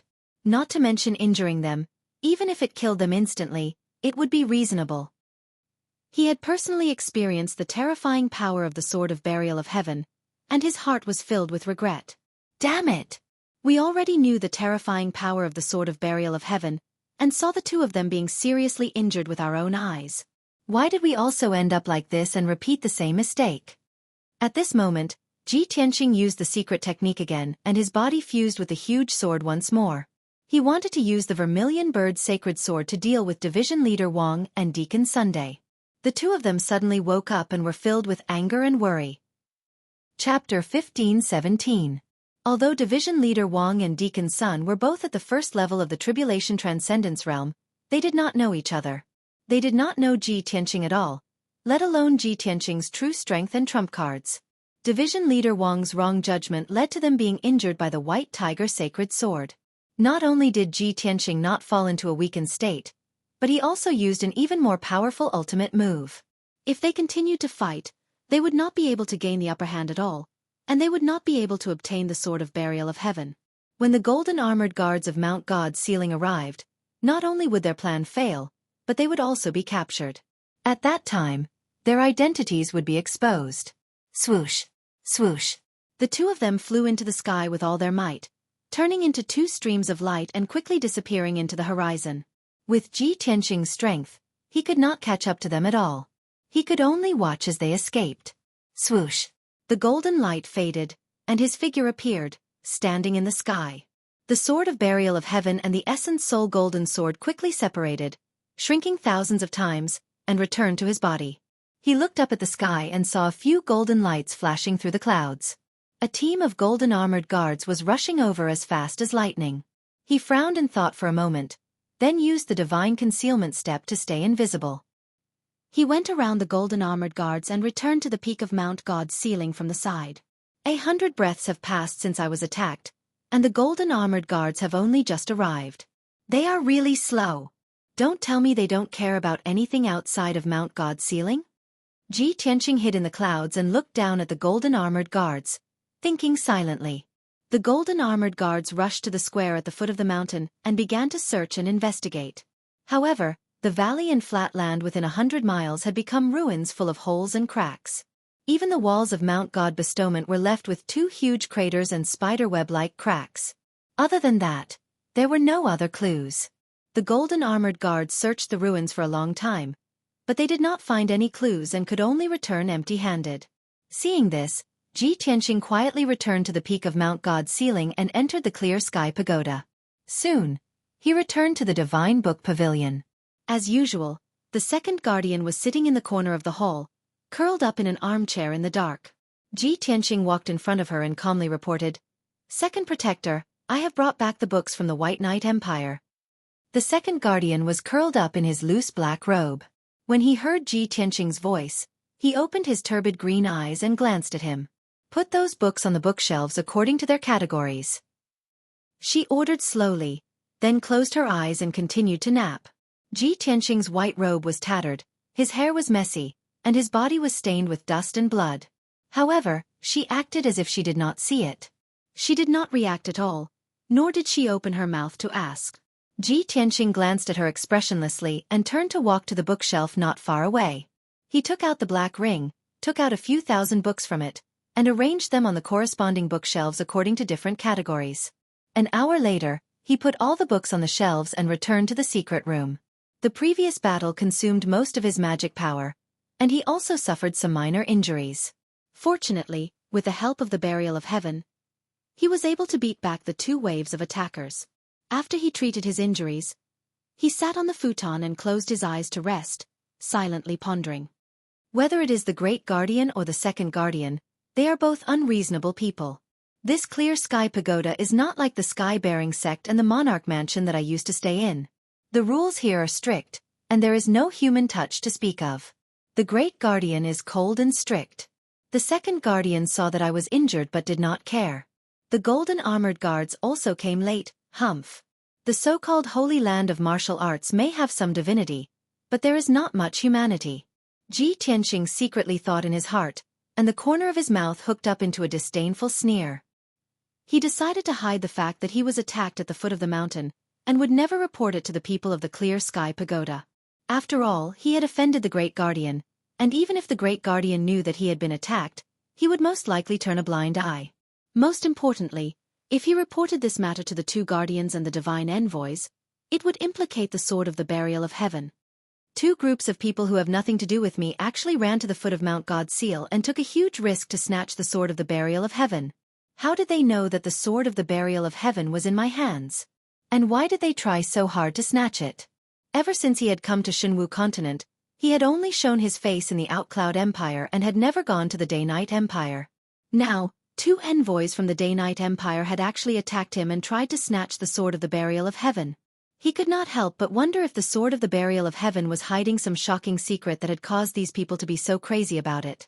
Previously, he had read hundreds of thousands of books and had a sufficient understanding of Kenshin's life experiences and legends. He knew that Kenshin was the #1 powerhouse on Shenwu continent, and he was worshipped by millions of warriors. The Sword of the Burial of Heaven that Kenshin was wearing was naturally a divine sword that was known throughout the continent.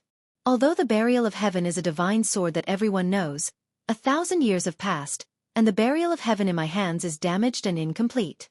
Who would be able to recognize that it is the Sword of the Burial of Heaven? When he thought of this question, his first reaction was that it was someone from the Outcloud Empire. After I came to Shenwu continent, I only traveled around the Outcloud Empire. The news of the Burial of Heaven must have been leaked at that time. At that time, Emperor Outcloud personally came to find me and saw my Sword of the Burial of Heaven. Could it be that he recognized the Sword of the Burial of Heaven and spread the news? If not, how could the people of the Day-Night Empire know that I have the Sword of the Burial of Heaven? But why didn't Emperor Outcloud directly seize the Sword of the Burial of Heaven after recognizing it? Instead, why did he spread the news and let the powerhouses of other countries come to Mount God's seal to seize the sword? Ji Tianxing analyzed the situation for a while and determined that it was Emperor Outcloud who had recognized the Sword of the Burial of Heaven and spread the news. However, he could not understand why Emperor Outcloud had done this. Was he trying to get someone else to do his dirty work? Emperor Outcloud was a martial saint powerhouse, so there was no need for the emperor of a country to do such a thing. Ji Tianqing pondered for a long time, but he still could not figure out this problem. However, he was certain that a huge conspiracy was coming his way. After a while, he thought of another, more important problem. Since Emperor Outcloud could recognize the Sword of the Burial of Heaven, then the first, second, and divine envoys of the Clear Sky Pagoda might also recognize it. Fortunately, I haven't used the Sword of the Burial of Heaven in front of everyone since I came to the Clear Sky Pagoda. If the Sword of the Burial of Heaven was exposed, who knows how much trouble and disturbance it would cause. It looks like I have to be extra careful in the future and hide the Sword of the Burial of Heaven. Unless it's absolutely necessary, I can't use it. After making up his mind, he stretched out his right hand and brought out the Sword of the Burial of Heaven. Just as he was about to put the Sword of the Burial of Heaven into his spatial ring, a clear voice rang out in his mind. Chapter 15:18. Hearing this voice, Ji Tianqing was startled. Soon after, he smiled and sent a voice transmission. Qian Yu, you've already finished your seclusion? The voice transmission came from Qian Yu. Ever since he left the profound sky continent, Qian Yu and the little black dragon had been cultivating in seclusion in the sword world. Qian Yu's clear voice rang out in his mind once more. 20 days ago, I finished my seclusion and my strength has increased by a great deal. Old Ji, come in quickly, I've made a great discovery. A great discovery? Ji Tianqing raised an eyebrow, his interest piqued. He opened the entrance to the sword world and his figure flashed into the sword world, appearing in the sky above peaceful Earth City. Qian Yu was flying in the blue sky, his body over 300 meters long and his 12 furry tails flickering with an icy blue light. After not seeing him for a long time, Ji Tianqing sized him up and found that his strength had reached the 5th layer of the spirit-refining realm. When Qian Yu saw him, she hurriedly flew over, her clear eyes filled with excitement. Old Ji, come with me, I'll take you to a place. As he spoke, he carried Ji Tianqing on his back and flew towards the northeast of peaceful Earth City. Ji Tianqing was a little confused and asked, Qian Yu, where are you taking me?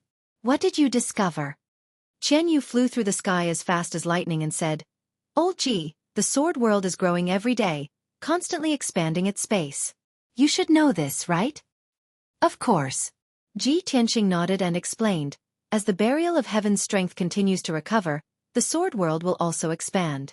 When the Burial of Heaven recovers to its peak, the sword world will also return to its original state, becoming a great world. Qian Yu nodded to express his understanding and explained, 20 days ago, when I finished my seclusion, I went around the sword world to see how much it had expanded. As a result, I discovered a mysterious forbidden area at the northern border. Mysterious forbidden area? Ji Tianqing frowned and asked doubtfully, what is the forbidden area? Qian Yu said excitedly, that forbidden area is in the mountains, sealed by a powerful formation, it looks majestic and magnificent. Unfortunately, with my strength, I can't get close at all, nor can I see the situation inside the forbidden area. Hearing what it said, Ji Tianqing became more confused and expectant. He said seriously, take me to see it. Qian Yu sped up, crossing one majestic mountain range after another, rushing towards the end of the horizon. About 2 hours later, Qian Yu finally reached the end of the sword world. Boundless darkness appeared in the sky and on the ground in front of him. It was like an icy void.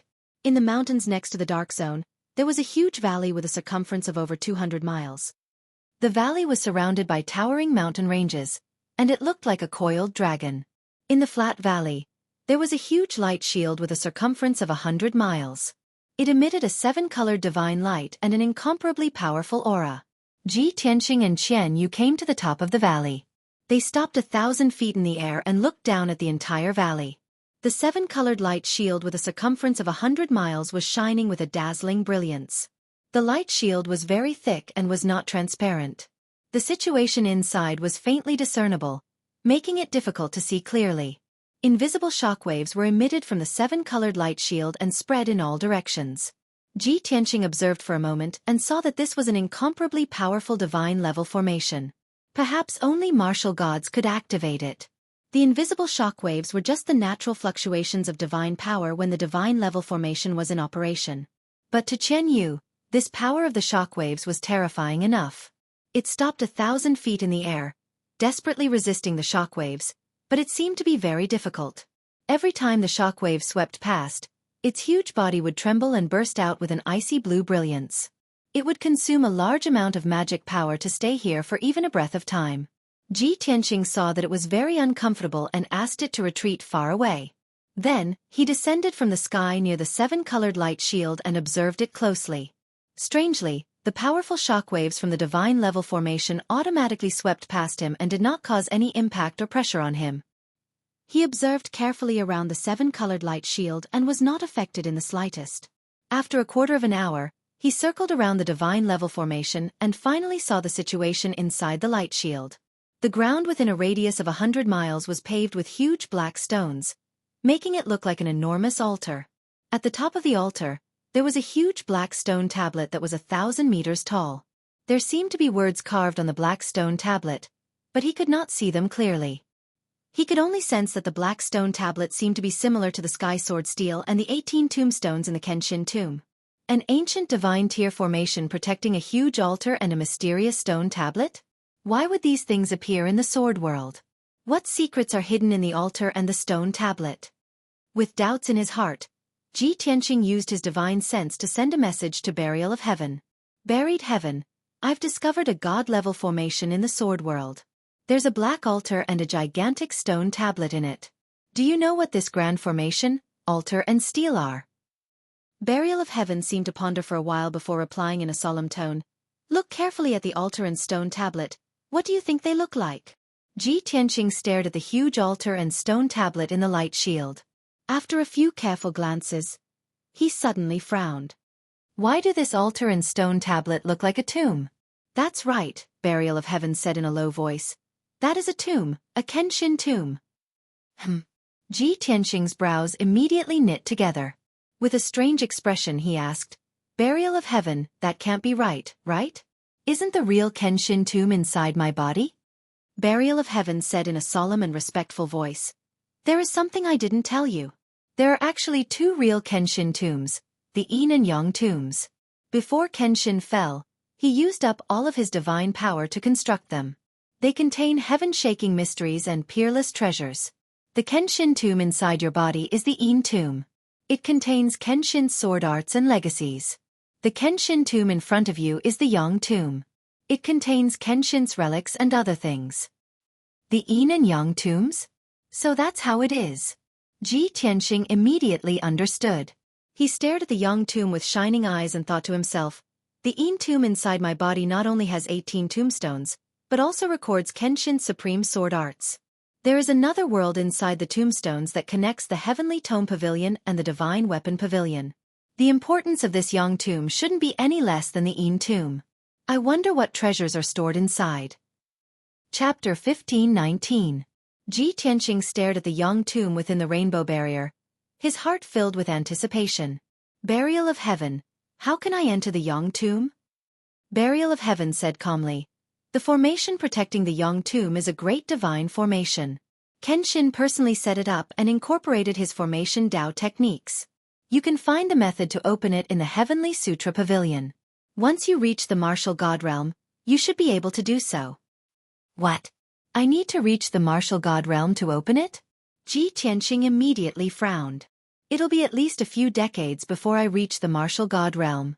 Burial of Heaven. Is there any way to open the divine formation ahead of time? Burial of Heaven said indifferently. Yes, I can help you open the divine formation. After a pause, it added, but not now. My body hasn't recovered and my strength hasn't recovered, so there's no way I can open the divine formation. Unless you can help me repair the sword and restore my strength to around 70%. Ji Tianqing thought for a moment and nodded. In comparison, repairing Burial of Heaven's sword should be easier than reaching the martial god realm. I can consider this method. But where can I find the materials to repair the divine sword? Burial of Heaven said solemnly. I'll naturally tell you what materials are needed in the future. Everything about Kenshin is buried in the Yin-Yang tombs. If you can combine the tombs one day, you'll be able to discover the earth-shattering treasures that Kenshin left behind. Ji Tianqing's eyes flashed with a shrewd light. He hurriedly asked, what earth-shattering treasures? Burial of Heaven said with some disdain, it's a top secret that can shock the world and shake the 9 heavens. Then what is it? Ji Tianqing's interest was piqued and he grew increasingly curious. Burial of Heaven said gravely, "With your current strength and situation, it's best if you don't know. You'll naturally understand once you open the divine formation and enter the Yang tomb." This answer from the Burial of Heaven made Ji Tianqing feel rather helpless. He could only suppress his curiosity and anticipation as he turned around and left the valley. Qian Yu was waiting outside the valley. When he saw Ji Yunshu come back, he quickly greeted him and asked, "Old Ji, how was it? Did you find any clues?" "We'll talk about it when we get back." Ji Tianqing flew onto its back and ordered it to return to the peaceful Soil City. An hour later, he brought Qian Yu back to the peaceful Soil City and used a secret sound transmission technique to summon the Golden Mountain King. After a short conversation, Ji Tianqing realized that the Jinshan King did not know about the seven-colored array. Therefore, he warned the Jinshan King, "The Great Formation in the valley is a powerful divine grade formation. It is extraordinarily powerful. Don't let anyone get close to it to avoid being accidentally injured."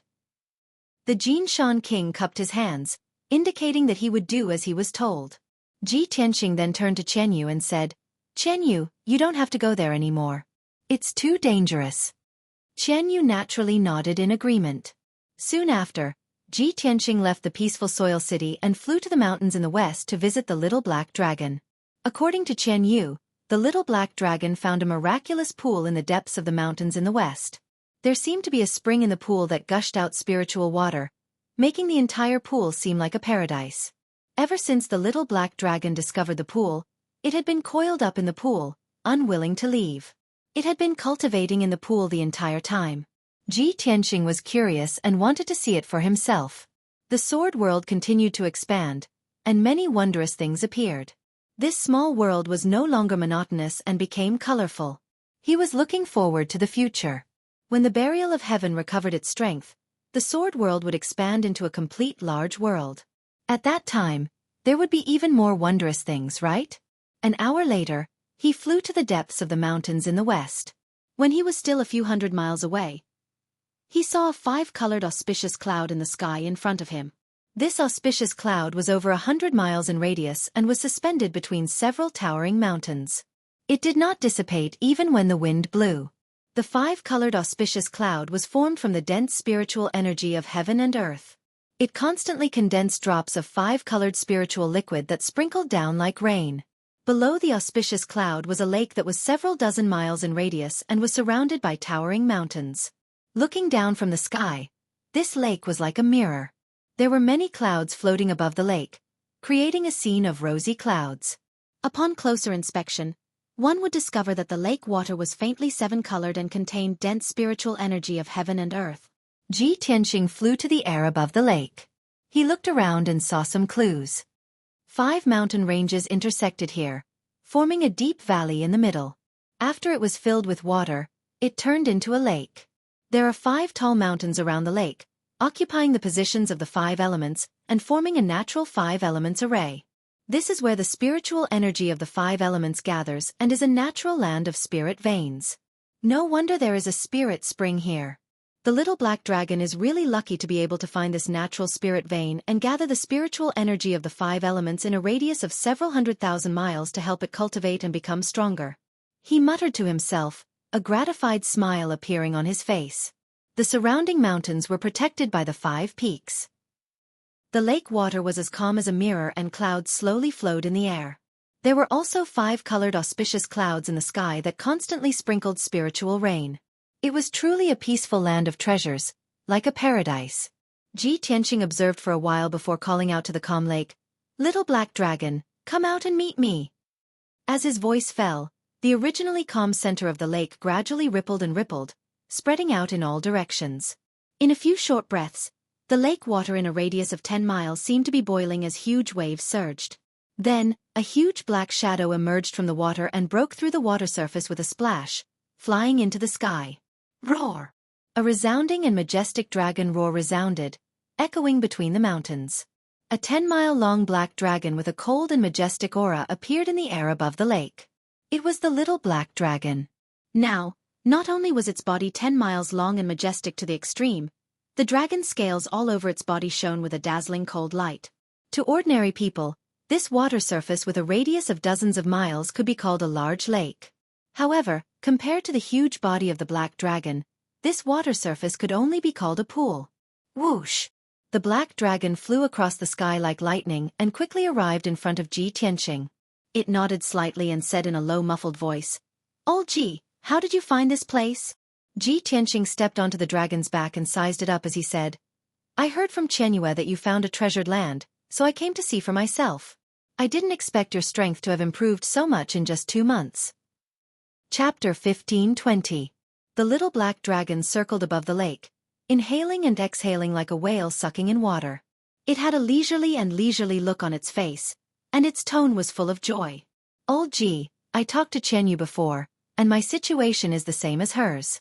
I don't know why, but ever since we broke through to the spirit-refining realm, it's as if we've awakened our bloodlines, gained intelligence, and innate gifts. Our cultivation speed has increased by leaps and bounds. Before, we thought that it was the sacred phoenix heart's powerful effects that brought about such changes.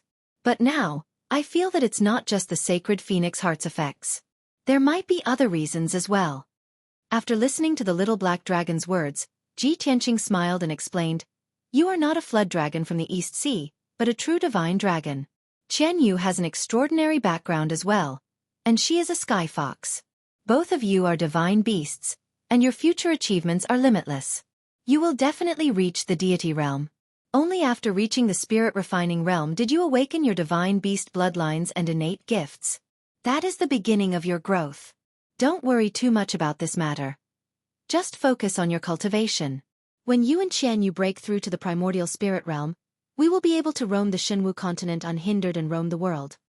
The little black dragon nodded solemnly, and a look of anticipation appeared in its large eyes.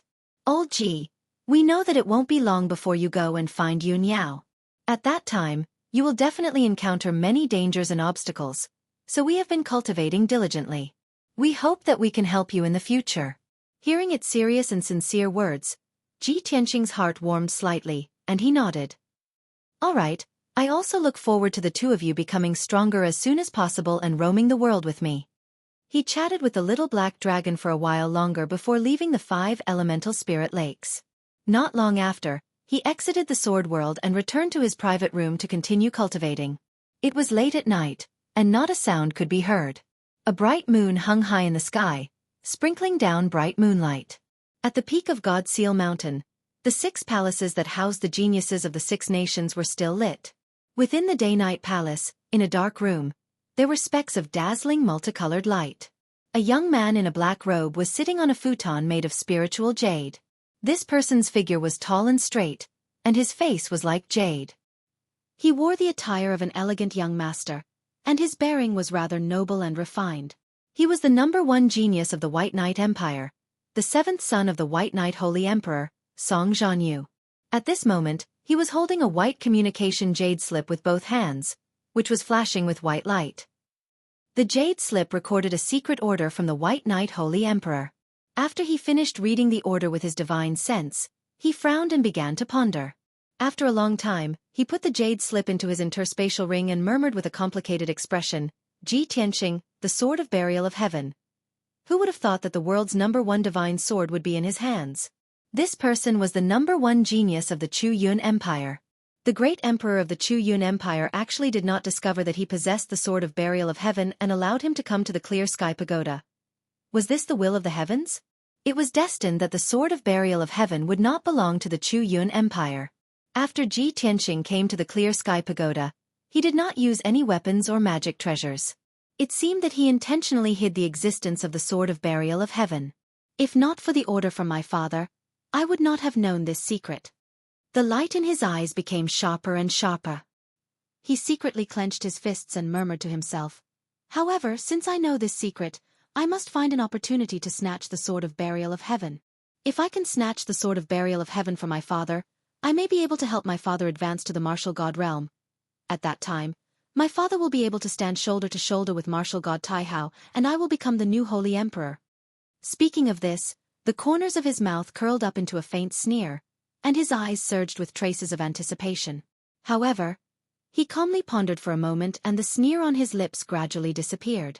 It's a pity that Ji Tianqing seems to be highly regarded and protected by the little princess. He was punished to clean the divine book pavilion for half a year. In this half a year, he will probably stay in the Divine Book Pavilion and I will not have a chance to make a move. Could it be that I can only wait until half a year later during the God-Disciple test to make a move? That won't do. I have to think of a way as soon as possible and find a chance to make a move. Thinking of this, he frowned and pondered. Time passed very quickly. Unknowingly, another half a month had passed. In this half a month, Ji Tianqing had been in closed-door cultivation in the Divine Book Pavilion's secret chamber, and no one came to disturb him.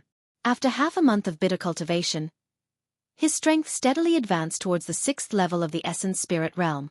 It was a pity that he still could not fully comprehend the 6th move of the 9 Swords of Burial of Heaven. Early in the morning, he ended his closed-door cultivation and walked out of the secret chamber.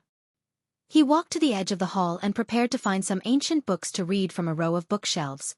At this moment, his gaze passed through the wide window and suddenly caught a glimpse of the square below the clear sky pagoda. There was a mighty troop that was walking towards a certain palace. It was an honor guard of about 200 people. There were more than 100 guards dressed in silver armor, and more than 100 young and dignified maidservants. The guards had a dignified bearing while the maidservants' clothes fluttered in the wind. They carried all kinds of musical instruments and carried bamboo baskets filled with flowers. In the middle of the honor guard was a golden carriage inlaid with gold and jade. It had an imperial canopy and was surrounded by jeweled curtains. Ji Tianqing looked down at the honor guard from above. He could not see the person in the golden carriage, nor could he guess the identity of the person riding the carriage. But he thought to himself that a person who could put on such a grand display and enter God-Sealing Mountain summit with such fanfare was likely to have an extraordinary background. Could it be Divine Lord Taihao's divine son or princess? Jiujiu's elder brother or sister? Moments later, the honor guard entered a resplendent palace before he retracted his gaze. Just as he turned his head, he saw the black-robed second guardian standing not far from him. The second protector came without a sound, like a ghost. The pair of turbid eyes under the black robe were also staring at the square below the clear sky pagoda, watching the honor guard enter the palace. Ji Tianqing hesitated before asking, "Second guardian, that troop just now, whose honor guard is it?" Second guardian looked out of the window expressionlessly and said in a hoarse and calm voice, "It's the crown prince of the Thousand Snow Empire, Lu Li. He was once a disciple of the Clear Sky Pagoda. After he achieved great success, he left the Clear Sky Pagoda and returned to the Thousand Snow Empire to be conferred the title of Crown Prince. Every 3 years, he will return to the Clear Sky Pagoda to pay his respects to Divine Lord Taihao in the temple. But he will first stay in the Temple of Tranquility for 7 days. After 7 days of cleansing, he will go to the temple to pay his respects." "I see." Ji Tianqing nodded to show that he understood. Second guardian showed a gratified expression and continued, "Lu Li is very outstanding. He has come to the Divine Book Pavilion countless times, flipping through books without sleep or food. He has also consulted me many times about Taoist scriptures." Chapter 15:21. In Ji Tianqing's eyes, the second guardian was a mysterious and unreasonable weird old woman. But when she talked about the crown prince of the Thousand Snow Empire, Lu Li, her tone and eyes were much gentler, revealing some kindness.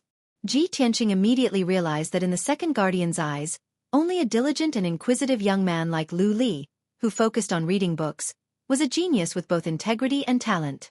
And someone like him, who had been in the Divine Book Pavilion for more than a month and only knew how to read history books and biographies, was a piece of rotten wood that could not be carved. Ji Tianqing was well aware of this point, but he did not bother to argue about it. That crown prince of the Thousand Snow Empire, Lu Li, had nothing to do with him, so he did not care. After a while, the second guardian slowly walked away. Ji Tianqing also returned to the secret chamber and continued to cultivate. Staying in the Divine Book Pavilion, the days were boring and dull. But he had long been used to it.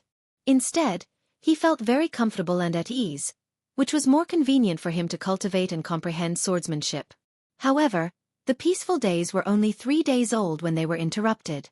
In the evening, Ji Tianqing was cultivating in the secret chamber. Suddenly, the second guardian's deep voice came from outside the door.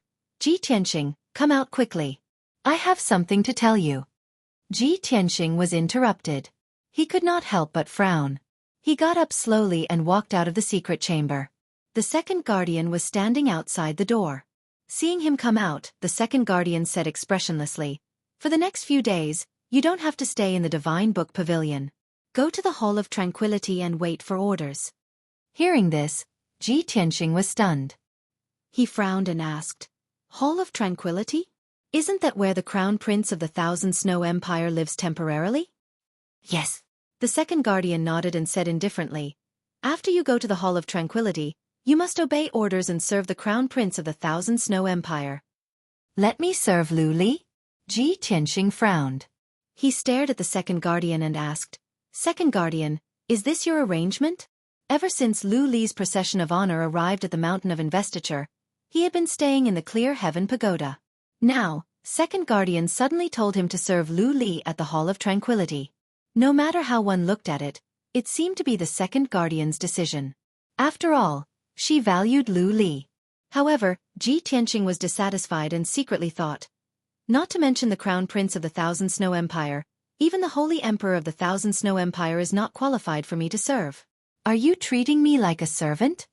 The second protector glanced at him as if he had seen through his thoughts. He explained in a cold tone, I'm just informing you. This is not my intention. This is the decision of the Grand Guardian. I heard that Lu Li is interested in you after hearing about your story. That is why he begged the Grand Guardian to let you go to the Hall of Tranquility. It's the Great Guardian again. This thought flashed through Ji Tianqing's mind. He wondered to himself, this Lu Li, I don't think he is just curious about me.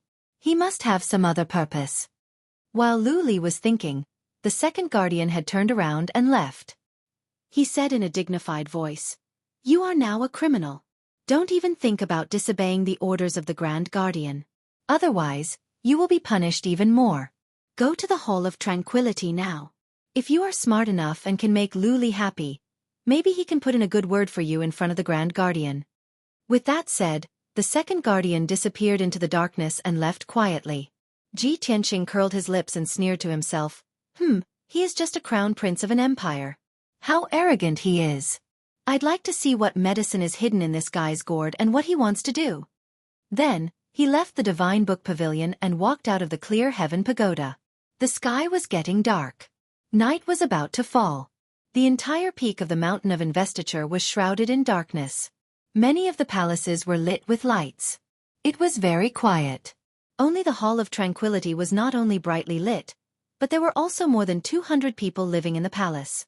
The sound of people and music could be heard constantly. Ji Tianqing walked across the square unhurriedly and walked to the gate of the Hall of Tranquility. Besides several golden-armored imperial bodyguards guarding the gate of the palace, there was also a middle-aged man wearing a blue robe and a crown on his head. This person's attire was like a steward of the palace. He also looked like a deacon who was in charge of internal affairs. Seeing Ji Tianqing arrive, the blue-robed man waved at him and said with a kind expression, May I ask if you are young Master Ji Tianqing? Ji Tianqing saw that his attitude was somewhat respectful. He couldn't help but be puzzled. He raised his eyebrows and asked, You are? The blue-robed man smiled and cupped his hands in greeting, saying, Greetings, young Master Ji. My surname is Fong. I am Crown Prince Qinshue's supervisor of internal affairs. I followed His Highness to the Mountain of Investiture to manage internal affairs for His Highness. Ji Tianqing nodded at him as a greeting. Supervisor Fong was quite astute. He could see that Ji Tianqing's personality was cold and he didn't want to talk too much. He hurriedly extended his hand and made a gesture of invitation. Young Master Ji, this is not the place to talk. Please follow me into the palace to see His Highness the Crown Prince. Ji Tianqing glanced at him and didn't say anything. He silently followed behind him and entered the Hall of Tranquility. Not long after, the two of them entered the magnificent guest hall. A handsome young man in an embroidered robe and a golden crown of dragon and phoenix sat on the large jade chair at the head of the table. This person was tall and handsome. His temperament was elegant and he didn't lose his masculinity. He was really a handsome young master of a noble family. He was sitting on the chair and holding an ancient scroll. He was engrossed in reading.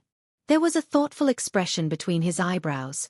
Two young and beautiful maids dressed in long thin dresses were nestled by his feet, gently massaging his legs. Seeing this scene, Ji Tianqing guessed that this person must be the Crown Prince of the Thousand Snow Empire, Lu Li. Sure enough, Supervisor Fong walked in front of Lu Li and bowed. He reported, Your Highness the Crown Prince, young Master Ji has been invited. Lu Li quickly raised his head and put down the ancient scroll in his hand. He looked at Ji Tianxing with a face full of joy. The two guards were very tactful. After bowing to him, they silently took their leave. Lu Li stood up and walked towards Ji Tianxing. With a smile on his face, he cupped his hands and said, "This must be young Master Ji Tianxing, right? I am Lu Li. I have been looking forward to meeting young Master Ji for a long time." Although Ji Tianxing saw that Lu Li was so polite, he guessed that this person must have other intentions. However, as the saying goes, one doesn't slap a smiling face. Since the other party was so polite, he nodded calmly and greeted him. "Crown Prince Lu is too polite." The two exchanged some pleasantries and sat down. Supervisor Fong brought a cup of spirit tea for Ji Tianxing and silently stood next to Lu Li. Ji Tianxing didn't beat around the bush with Lu Li. He asked directly, "Crown Prince Lu, I don't know you and we have nothing to do with each other." Chapter 1522. Hearing Ji Tianxing's words, Lu Li was stunned. He put on a self-mocking smile and hurried to explain, "Young Master Ji, you misunderstood. You are the #1 genius of the Chu Yun Empire.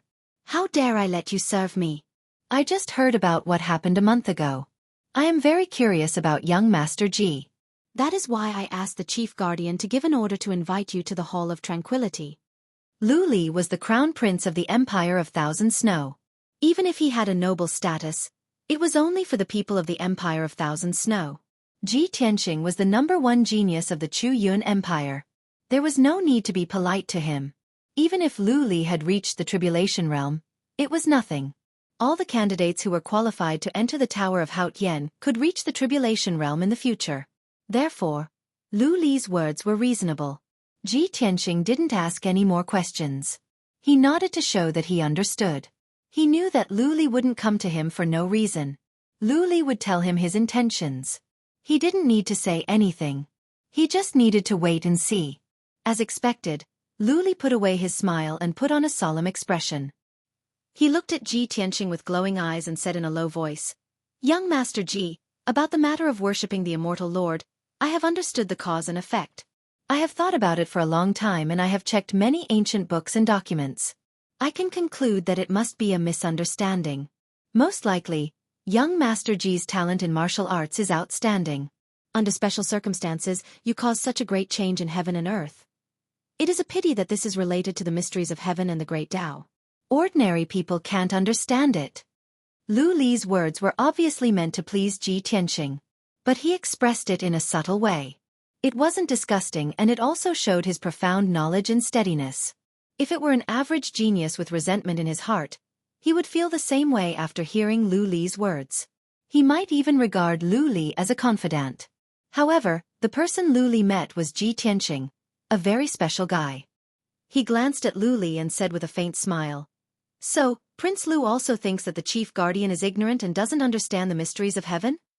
Lu Li's expression changed. He quickly waved his hand and said, "Young Master Ji, you misunderstood again. I didn't mean that."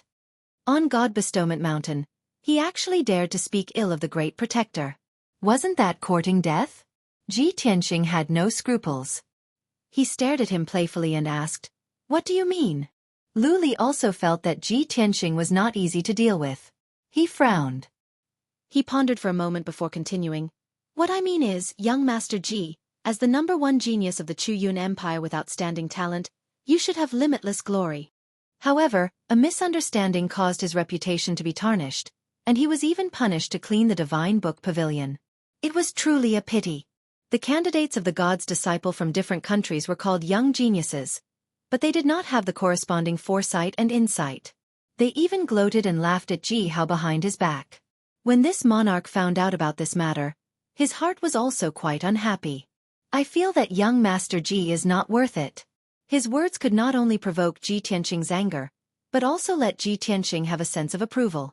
It could be said that he had won the hearts of the people. However, Ji Tianxing still looked calm and indifferent. He slowly drank his tea and said, "I am an eagle that soars to the 9 heavens. Why would I care about the criticism of a sparrow?" Lu Li's body trembled. A strange light flashed through his eyes. He sneered in his heart, "What an arrogant kid. He really has no sense of shame." However, on the surface, he put on a look of admiration and said sympathetically, "Young Master Ji, you are wise." You are absolutely right. This is the state of mind of a peerless genius. Then, as an experienced person, he took the initiative to introduce the situation of God Bestowment Mountain to Ji Tianqing, as well as the God's disciple examination and cultivation. After all, he had cultivated at God Bestowment Mountain for more than 100 years. He only left God Bestowment Mountain to return to the Thousand Snow Empire after he reached the third level of the Tribulation Realm. Ji Tianqing listened in silence. He learned many secrets from Lu Li and had a deeper understanding of God's disciples and the Haotian Pagoda. Unknowingly, 2 hours had passed. Most of the time, it was Lu Li who was talking and Ji Tianqing who was listening. However, on the surface, the conversation between the two seemed to be pleasant and harmonious. Lu Li saw that the time was right. He confided in Ji Tianqing and told him his true intentions. Young Master Ji, I believe you also understand that God Bestowment Mountain is just a holy land for martial arts. It is a place for God's disciples to communicate and cultivate. Most of the God's disciples will leave God Bestowment Mountain in the future and find their own way out. Only a few of the top God's disciples may be favored by the God and promoted to the God's kingdom in the 9 heavens. They will be given a more honorable status. However, only 1 or 2 of these lucky ones will appear in hundreds of years. The chances are very slim. I am afraid that your current situation is not good. Not only will it be difficult for you to be valued, but you may also be ostracized and oppressed. Young Master Ji, with your talent in martial arts, you don't have to be bullied like this. You are not someone with your temperament and temperament. Hearing this, Ji Tianqing knew that Lu Li was going to get to the point. He looked at Lu Li calmly, raised his eyebrows and asked, "What do you mean?" Lu Li said solemnly, "Like my father, I value talents the most. I don't want pearls to be covered in dust. Therefore, every few years, I will come to God Bestowment Mountain to pay my respects. I want to help some unaccomplished talents and let them regain their glory. In the future, I will inherit the position of the Holy Emperor of Thousand Snow. I must have talents that I can trust and put in important positions. Young Master Ji, to be honest, I feel like you are an old friend at first sight. I admire you. With great sincerity, I invite you to join the Empire of Thousand Snow. As long as you agree, we will call each other brothers. I will definitely treat you as my most trusted brother." Ji Tianqing raised his eyebrows. He didn't say anything, but he was laughing in his heart. So, this guy wants to rope me in. He has other plans. Seeing that Ji Tianqing didn't say anything, Lu Li thought that Ji Tianqing was hesitating. Lu Li continued, "Young Master Ji, as long as you are willing to follow me, I will not treat you badly. I will give you the best treatment and cultivation resources. I will make you the most dazzling powerful warrior of the Empire of Thousand Snow." Ji Tianqing raised his eyebrows and said in a playful tone, "Speaking of which, I remember. The #1 genius of the Empire of Thousand Snow, Jiangning Xue, is more talented and powerful than me. Prince Lu, why don't you try your best to cultivate her? Why are you wasting time on me?" Speaking of Jiangning Xue, Lu Li was stunned for a moment. Then he put on a playful smile. "Oh, young Master Ji, you have noticed Jiangning Xue for a long time? What do you think of Jiangning Xue?" Ji Tianqing said calmly, "She's beautiful, gentle, and talented in martial arts. Of course, she's a 1 in a million beauty." Chapter 15:23. Ji Tianqing didn't expect Lu Li to suddenly say this. An idea popped up in his mind. A honey trap? Looks like this guy is plotting something big. With this thought, he looked at Lu Li calmly and shook his head. "Crown Prince Lu, Jiangning Xue is a rare beauty, but love is a matter of mutual consent. Besides, I already have a wife. I only want to tie her down. I won't fall in love with anyone else." Lu Li seemed to have expected this answer. He waved his hand with a smile and said, "Young Master Ji, you are wrong. Which man doesn't have 3 wives and 4 concubines? Even the wealthy families in the mortal world have groups of wives and concubines. A proud son of the heavens like you should have countless beauties to match your talent and reputation. As for Jiangning Xue, you can rest assured. With me as the matchmaker, Jiangning Xue won't dare to disobey. Besides, young Master Ji is so handsome and talented. Many girls have fallen in love with you. Maybe Jiang Ningxue has some feelings for you? Ji Tianqing just smiled and didn't say anything. Seeing this, Lu Li continued to persuade, young Master Ji, even if you already have a wife, Jiang Ningxue can be your concubine. As long as you nod, I will immediately summon Jiang Ningxue to see you and create an opportunity for you two. You two are a perfect match. You are both extraordinary geniuses. If you two can become Taoist companions, it will be a good story. Ji Tianqing waved his hand and said seriously, I appreciate Crown Prince Lu's kindness, but I have made up my mind. There is no need to mention this again. Seeing that he refused firmly, Lu Li didn't feel embarrassed. He nodded with a smile and said, in that case, let nature take its course. I think highly of you, so I am a bit impatient. Ji Tianqing stood up, cupped his hands and said, Crown Prince Lu, it is late. If there is nothing else, I will take my leave. Lu Li nodded and said, all right, let's stop here for tonight. Young Master Ji, go and rest. I have already asked Steward Fong to arrange a place for you to stay. For the next few days, young Master Ji will stay in this shrine of peace. 4 days later, I would like to invite young Master Ji to follow me to the Divine Hall to pay respects to Divine Lord Taihao. Ji Tianqing was stunned. He frowned at him and asked, Crown Prince Lu, is this your decision? Or is it the Great Guardian's idea? Lu Li smiled and explained, of course it is my idea. I know that the previous matter was a misunderstanding, which led to young Master Ji being punished. This monarch has thought about it for a long time before making this decision. I implore the Great Protector to give you another chance. For my sake, the Great Protector agreed to this matter and allowed you to follow me to the temple to pay your respects again. As long as young Master Ji sincerely repents in the Divine Hall, the misunderstanding from before can be resolved and the awkwardness between you and the Great Guardian can be alleviated. With that said, Lu Li put on a confident smile and stared at Ji Tianqing. He thought to himself, Ji Tianqing is now a criminal. Not only did he offend the Great Protector, but he is also mocked by the young geniuses of various countries. He is a proud and arrogant person. How can he endure such humiliation? He must have a belly full of resentment in his heart that cannot be resolved. I will plead with the Great Protector for him and give him a chance to turn over a new leaf. This will give him a way out. As long as he is not an idiot, he will seize this opportunity and he will be grateful to me. Ji Tianqing raised his eyebrows. After a moment of consideration, he nodded and said, since Crown Prince Lu has good intentions, I will accept deferentially. After all, the Great Protector has transferred me to the Shrine of Peace and I cannot disobey. I can only stay here and follow Crown Prince Lu's arrangements. Lu Li was delighted to see that Ji Tianqing had agreed. He nodded and said, if so, then it is settled. Steward Fong, take young Master Ji to rest. You must instruct the servants to take good care of young Master Ji and not neglect him. Steward Fong bowed and accepted the order. He took Ji Tianqing out of the living room and walked towards the depths of the palace.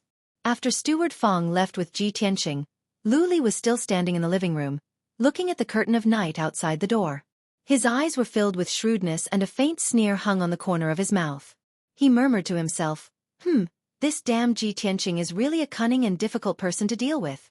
No wonder Division Leader Wang and Deacon Sun failed in their mission and failed to get the Sword of the Burial of Heaven. They were even seriously injured by Ji Tianqing. This guy is not only powerful but also scheming. He is really not easy to deal with.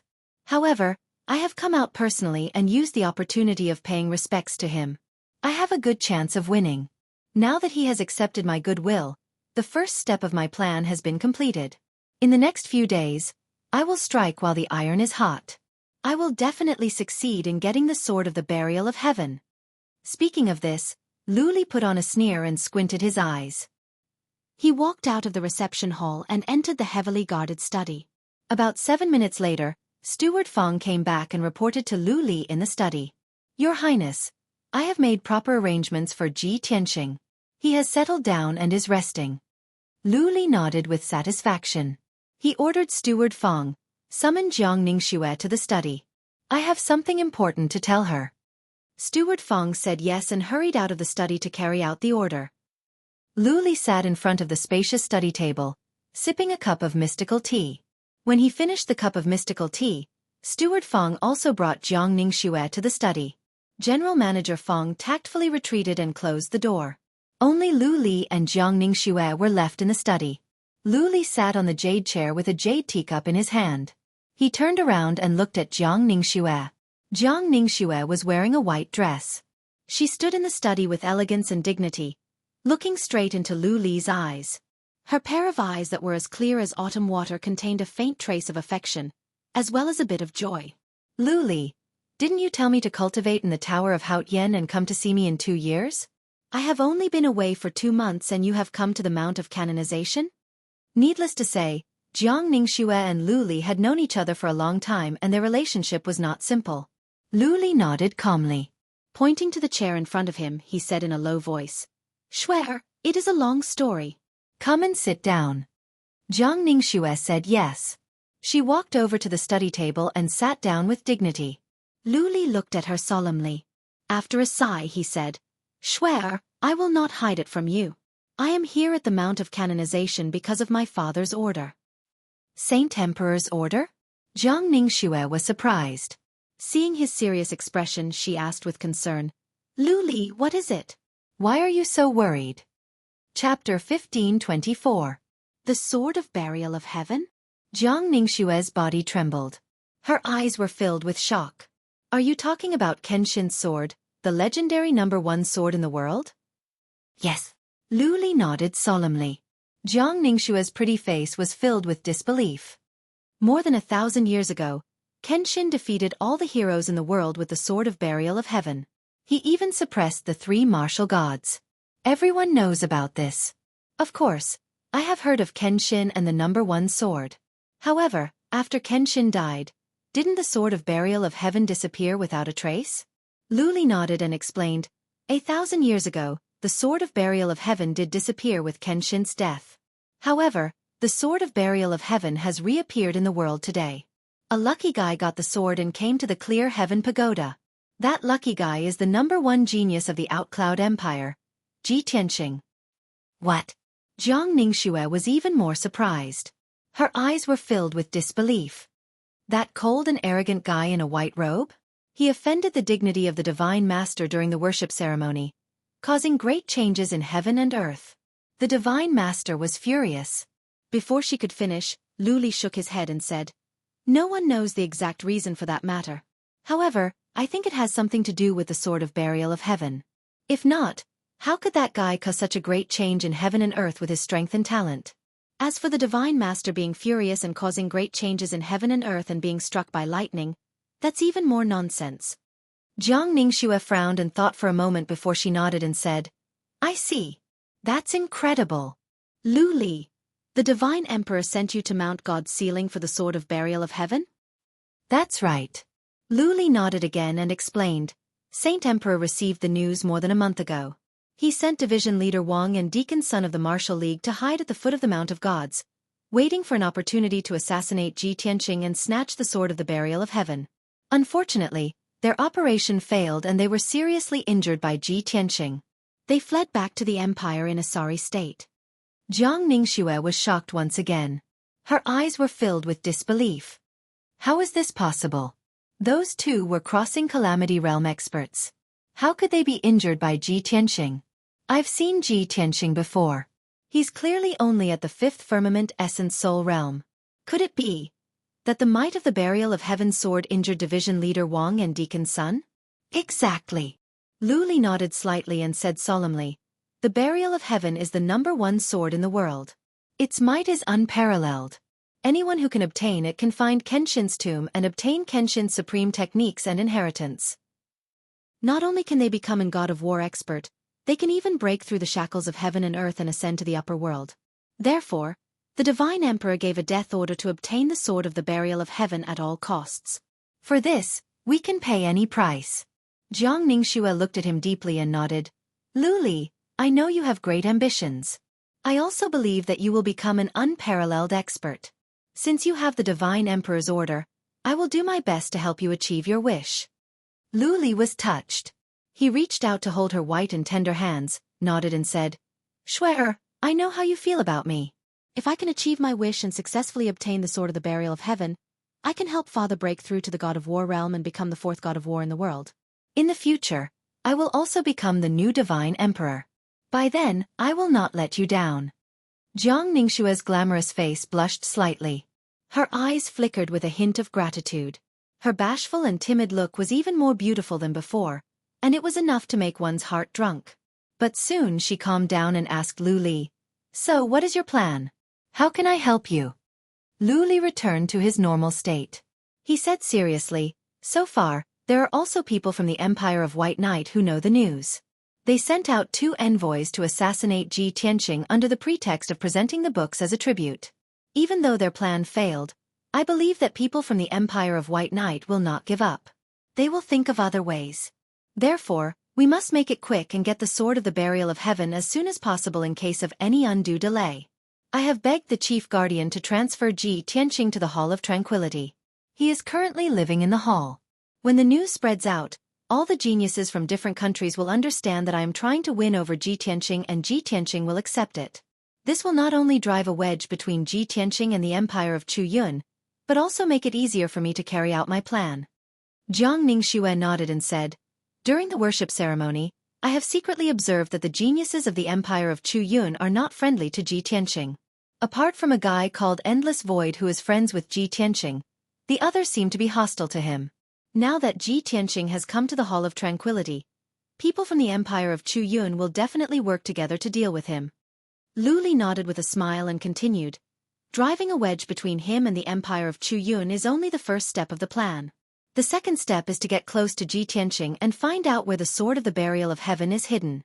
Xueqi, I need your help on this matter. Ji Tianqing has a good impression of you. He seems to like you. I will arrange for you to stay with him so that you can get closer to him." "What?" Jiang Ningshue was stunned. She stared at Lu Li with her eyes wide open in disbelief. Her pretty face turned pale. Her eyes were filled with shock and disappointment. She could not believe that the crown prince, who was graceful and gentle as jade in her mind, would say something like this. "Lu Li, you know that my heart belongs only to you. You want to send me to another man in order to complete the mission of the Holy Emperor? How can you do this?" Jiang Ningshue's heart was filled with shame and disappointment. Her body was trembling. She stared at Lu Li as if she was trying to see through him. Lu Li did not feel embarrassed. He held her soft hands and explained in a gentle tone, "Xueqi, of course I don't have the heart to hurt you, let alone give you away. But I am doing this for the sake of the big picture. Moreover, I've already tested Ji Tianqing. Although he's a cunning and scheming person, I've already tested him. But he is not a wretched and obscene person. He is a decent gentleman. He will not be rude to you. Xueqi, for the sake of me and the future of the Empire of Thousand Snow, please bear with it for the time being."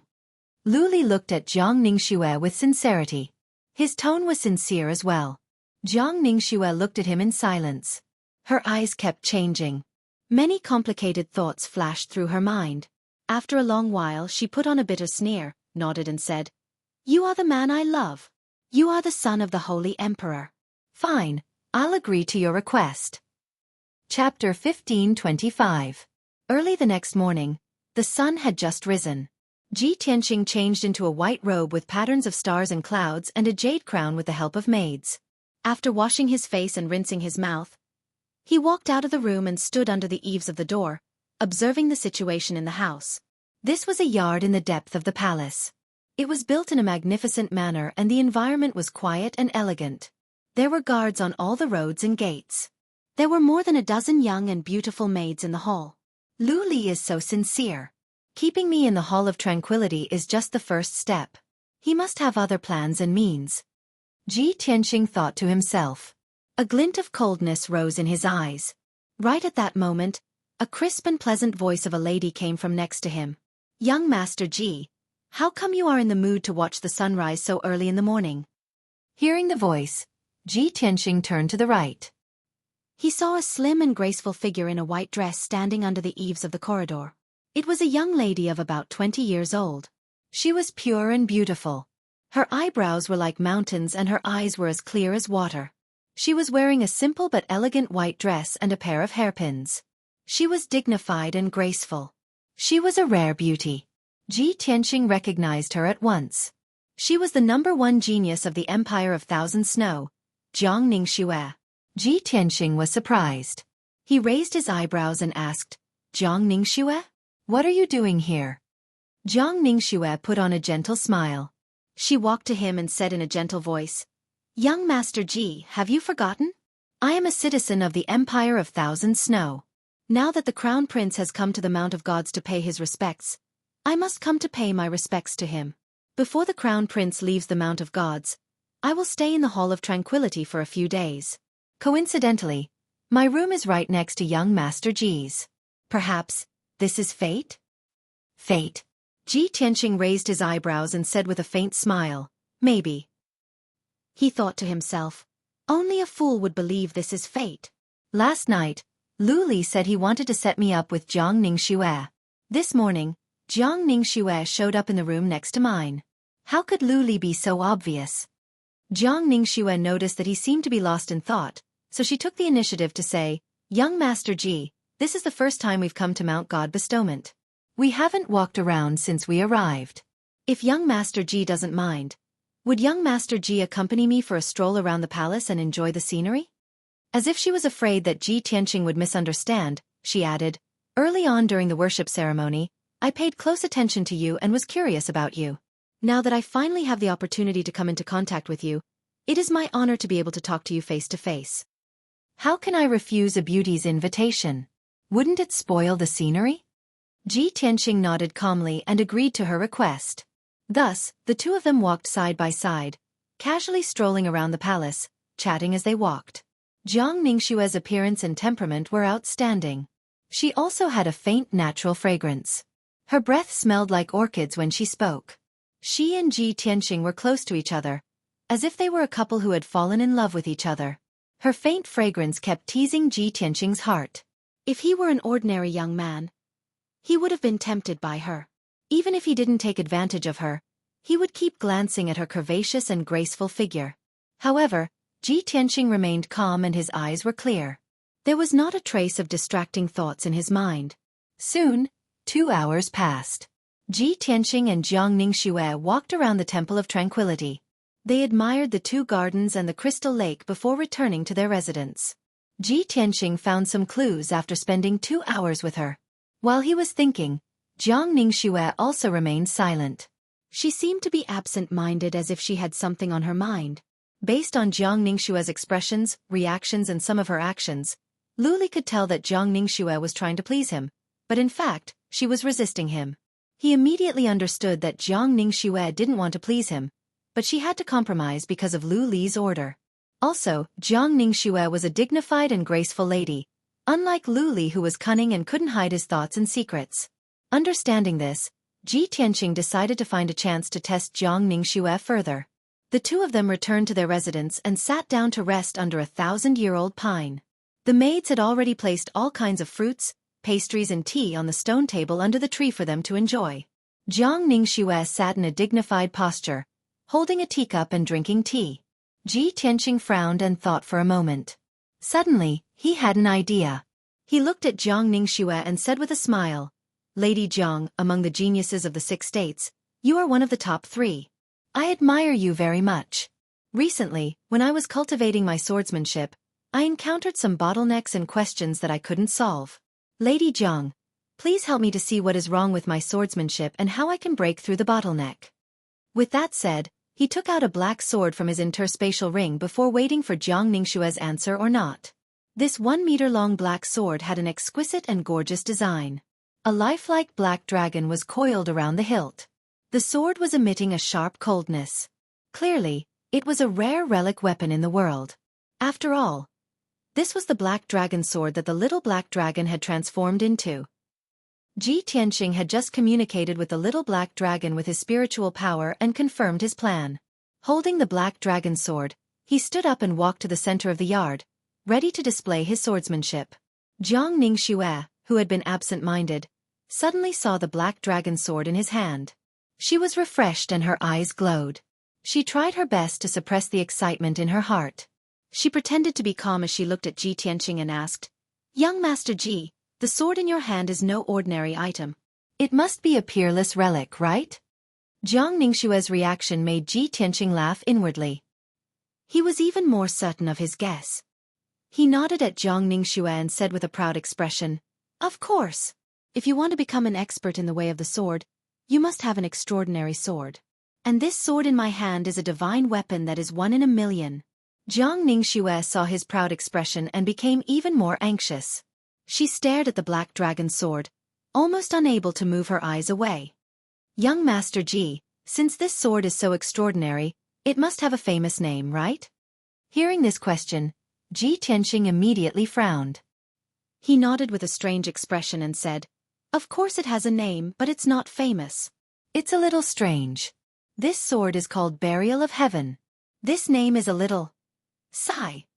When he said this, the voice of the Burial of Heaven suddenly sounded in his mind. It said with some displeasure, "Even if you want to put on an act, don't slander me, all right?" Ji Tianxing hurriedly transmitted his voice to persuade it. "Burial of Heaven. You just need to sleep and recuperate. Don't worry about these trivial matters." Chapter 15:26. When Jiang Ningxue heard the words Burial of Heaven, her eyes lit up and her heart skipped a beat. Fortunately, she was calm and smart enough to not show any abnormalities on her face. Her expression was as calm as ever.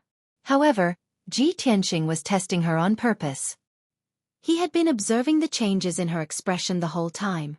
Of course, he could tell that her emotions were surging and she was quite excited. Jiang Ningxue pretended to be confused and thought for a moment, then said, "Burial of Heaven? This name is a little strange, but it's very domineering. Young Master Ji, can you let me take a look at your Burial of Heaven?"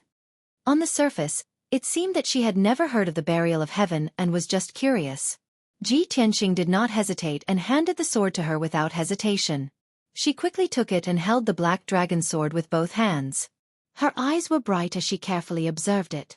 She could tell that this sword was not only exquisite, but also contained a sense of antiquity. Especially the black dragon on the hilt. It was very lifelike, as if it was about to come to life. Most importantly, this sword was not an ordinary magic weapon. It was not a lifeless object. It actually had a soul and divine energy. It was like a sleeping divine dragon that could come to life at any time to tear the sky apart and soar through the 9 heavens. This feeling made Jiang Ningxue very certain that this was an extraordinary divine sword. It was very similar to the legendary Burial of Heaven. After a while, Jiang Ningxue was still holding the black dragon sword. She turned it over and over again, admiring it very much. Ji Tianxing saw that she was looking at it for a long time without saying anything, and had no intention of returning it. He asked, "Miss Jiang, what's wrong?" Jiang Ningxue finally came back to her senses. She smiled awkwardly and explained, "Young Master Ji's Burial of Heaven is indeed a peerless divine weapon. In all my life, I have never seen such a spiritual and extraordinary divine sword. I was so shocked that I lost my composure for a moment. I have made a fool of myself in front of young Master Ji." Ji Tianxing smiled and nodded. He said in a playful tone, "Since Miss Jiang likes this divine sword so much, I will reluctantly part with it and give it to you. What do you think?" Jiang Ningxue's body trembled. Her face was filled with joy as she stared at Ji Tianxing with sparkling eyes. She asked, "Young Master Ji, are you really willing to give me such a godly sword?" Ji Tianxing's smile became more and more playful. He nodded and said, "Of course I'm willing to part with a beauty like Miss Jiang, but I have a condition." Jiang Ningxue was too focused on obtaining the sword of Burial of Heaven to notice the teasing look in his eyes. She quickly asked, "What are your conditions, Mr. Ji? There's no harm in speaking." "Really?" Ji Tianxing looked at her with a smile and walked to her side. He leaned over and whispered in her ear. Hearing his conditions, Jiang Ningxue's delicate body trembled. Her body froze on the spot. When she came back to her senses, her face was red with embarrassment. Even her fair neck was covered in a layer of red. Her body was also trembling. She lowered her head, not daring to look Ji Tianxing in the eyes. She stood up with a flustered expression and quickly returned the sword of Burial of Heaven to Ji Tianxing. She then turned around and left in embarrassment and anger. Ji Tianxing looked at her back as she left in a hurry. The smile on his face became more and more playful. He asked in a loud voice, "Miss Jiang, do you agree or not? If you've made up your mind, come to my room tonight. We'll have a good talk again." Jiang Ningxue staggered and almost crashed into a pillar. The maids and guards around the courtyard all looked at her strangely when they heard Ji Tianqing's voice. She was instantly overwhelmed with shame and anger. She quickened her steps and ran through the corridor, leaving the courtyard as if she was escaping. After she left, Ji Tianqing put away the evil smile on his face, and his eyes regained their clarity and calmness. Since you are not a treacherous and fickle woman, why did you try to test me for Lu Li? I only tested you a little bit and you showed your true colors. Lu Li's honey trap seems to have collapsed by itself. Ji Tianqing put on a smile. After he went back to his room, he thought of another key issue. When I went to the foot of the mountain to receive tributes, 2 envoys of the White Knight Empire attacked me first. I injured them and they ran away. Then, 2 masked men in black showed up. They also wanted to take the Sword of Burial of Heaven. Not long after that, Lu Li came to the Mount of Gods to pay his respects. He even asked the chief guardian to transfer me to the Hall of Tranquility. Lu Li tried his best to win me over. He even resorted to honey traps to let Jiangning Xue get close to me to show his goodwill. Lu Li must be after the Heaven's Burial Sword since he was willing to pay so much for it. Are the 2 masked men in black from the Empire of Thousand Snow?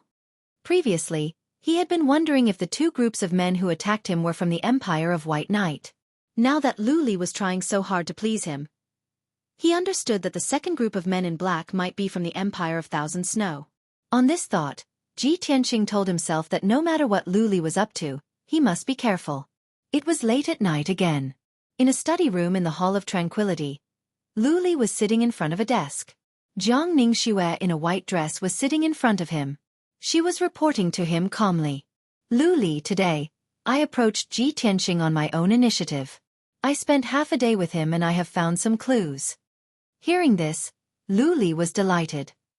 He asked at once, Xueqi, what did you find? Jiangning Xue said with relief, I have gained his trust. Recently, he has reached a bottleneck in his cultivation of swordsmanship. He wanted to practice swordsmanship and asked me to give him some guidance.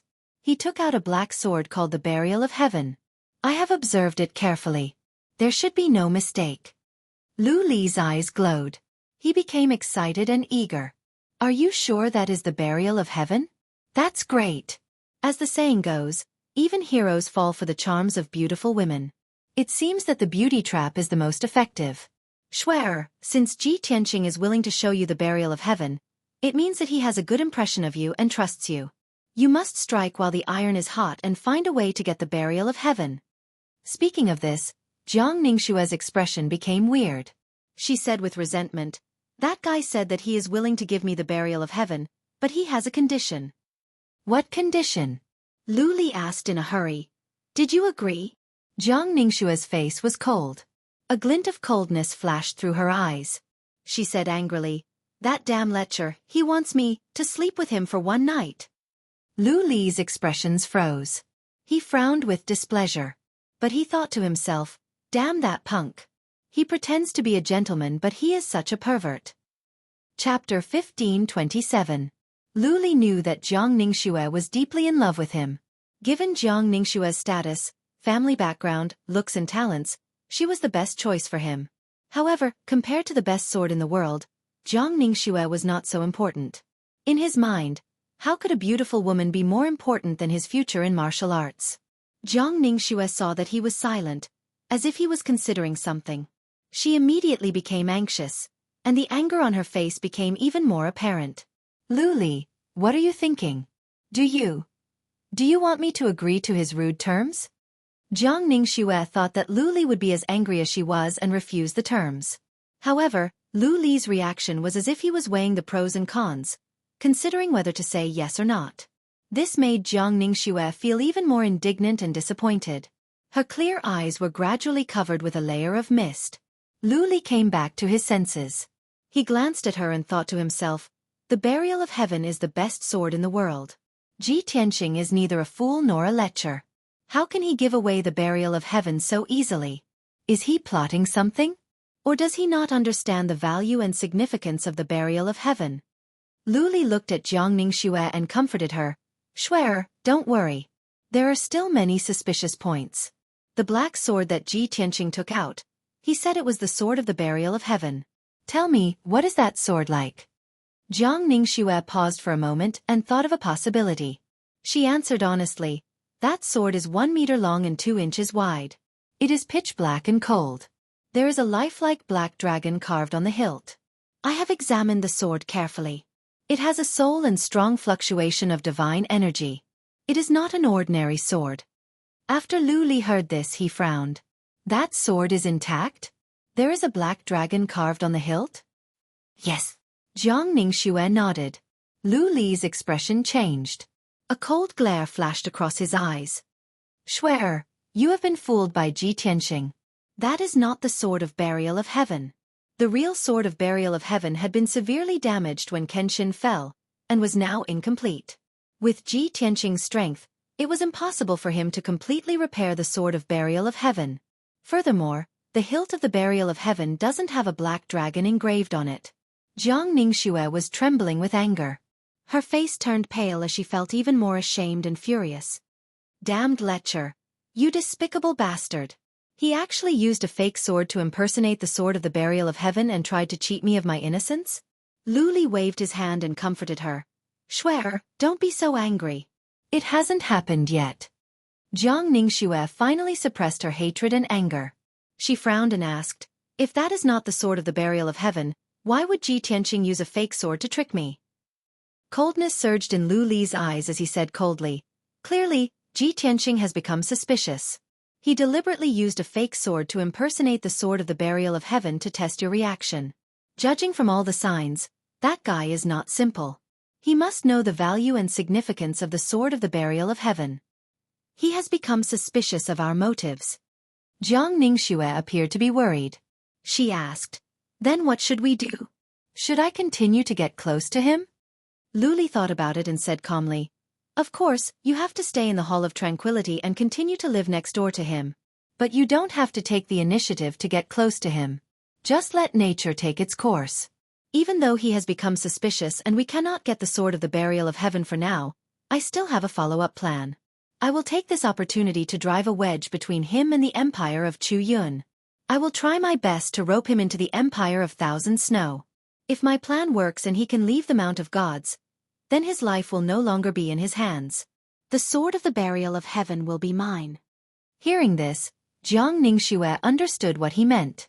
Lu Li could not take the sword of the burial of heaven by force on the Mount of Gods. Once Ji Tianxing left the Mount of Gods, Lu Li would not have to hide anymore. He could do whatever he wanted. Then, the two discussed some more matters and decided on their next plan. After about 7 minutes, Jiang Ningxue said goodbye to Lu Li and left the study. 3 days passed before they knew it. During the 3 days, Ji Tianxing had been cultivating in the yard of the Hall of Tranquility.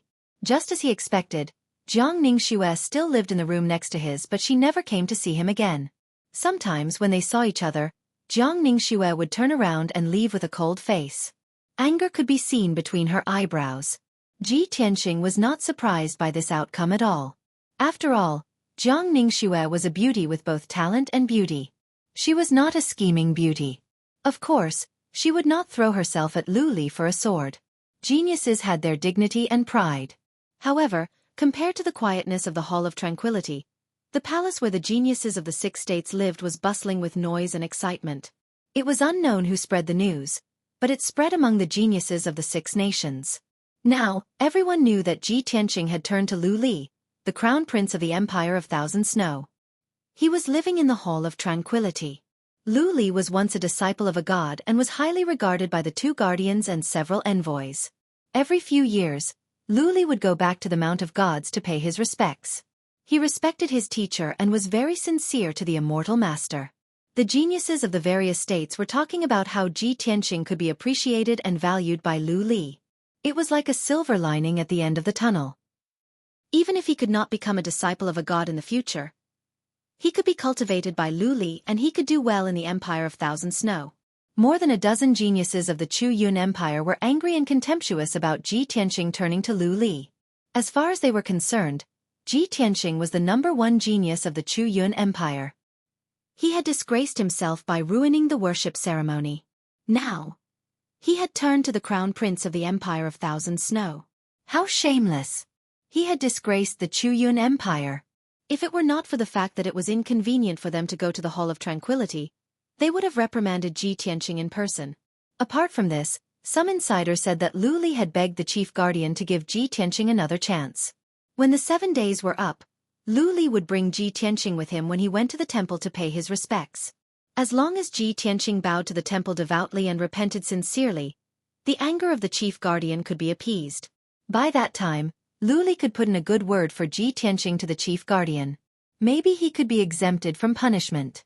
When the geniuses of various states learned about this, they were all criticizing secretly. They were waiting for Lu Li to go to the temple to pay his respects, so that they could see Lu Li and Ji Tianqing with their own eyes. Soon, the 7 days were up. Today was the day Lu Li would go to the temple to pay his respects. Early in the morning, the maids and guards in the Hall of Tranquility were busy. There was a hubbub of voices. Chapter 1528. In the Hall of Tranquility. In the spacious yard, more than 40 guards and maids were lined up in neat rows, looking solemn and dignified. They were all elites selected from the honor guard, qualified to accompany Lu Li to the temple to worship the immortal Lord. In addition, Jiang Xue and several geniuses of the Thousand Snow Empire were standing in front of the team. Everyone stood in the yard, waiting quietly. Lu Li was not present. At the moment, he was leading Chief Steward Feng to the yard where Ji Tianqing lived. Arriving at the yard, Lu Li stood under the ancient pine in the yard and waited. Chief Steward Feng walked to Ji Tianqing's room and shouted respectfully, "Young Master Ji, the time is up. You should go to the temple with the Crown Prince." The door was still closed. Ji Tianqing's voice came from inside. "Crown Prince Lu is going to worship the immortal Lord. As a sinner, I will not join in the fun in case there is another disturbance." Hearing this, both Chief Steward Feng and Lu Li frowned. Lu Li waved his hand to signal Chief Steward Feng to leave. He said in person, "Young Master Ji, what do you mean? Didn't we agree on this before? Now that the time is up, you don't want to go. Are you trying to embarrass me on purpose?" As soon as he finished speaking, the door creaked open. Ji Tianqing stepped out and looked at Lu Li with a playful smile. He explained, "Crown Prince Lu, you have misunderstood. Since I have promised you, I will not go back on my words. I am just reminding Crown Prince Lu that it is best to think carefully before you make a decision, in case there is another accident."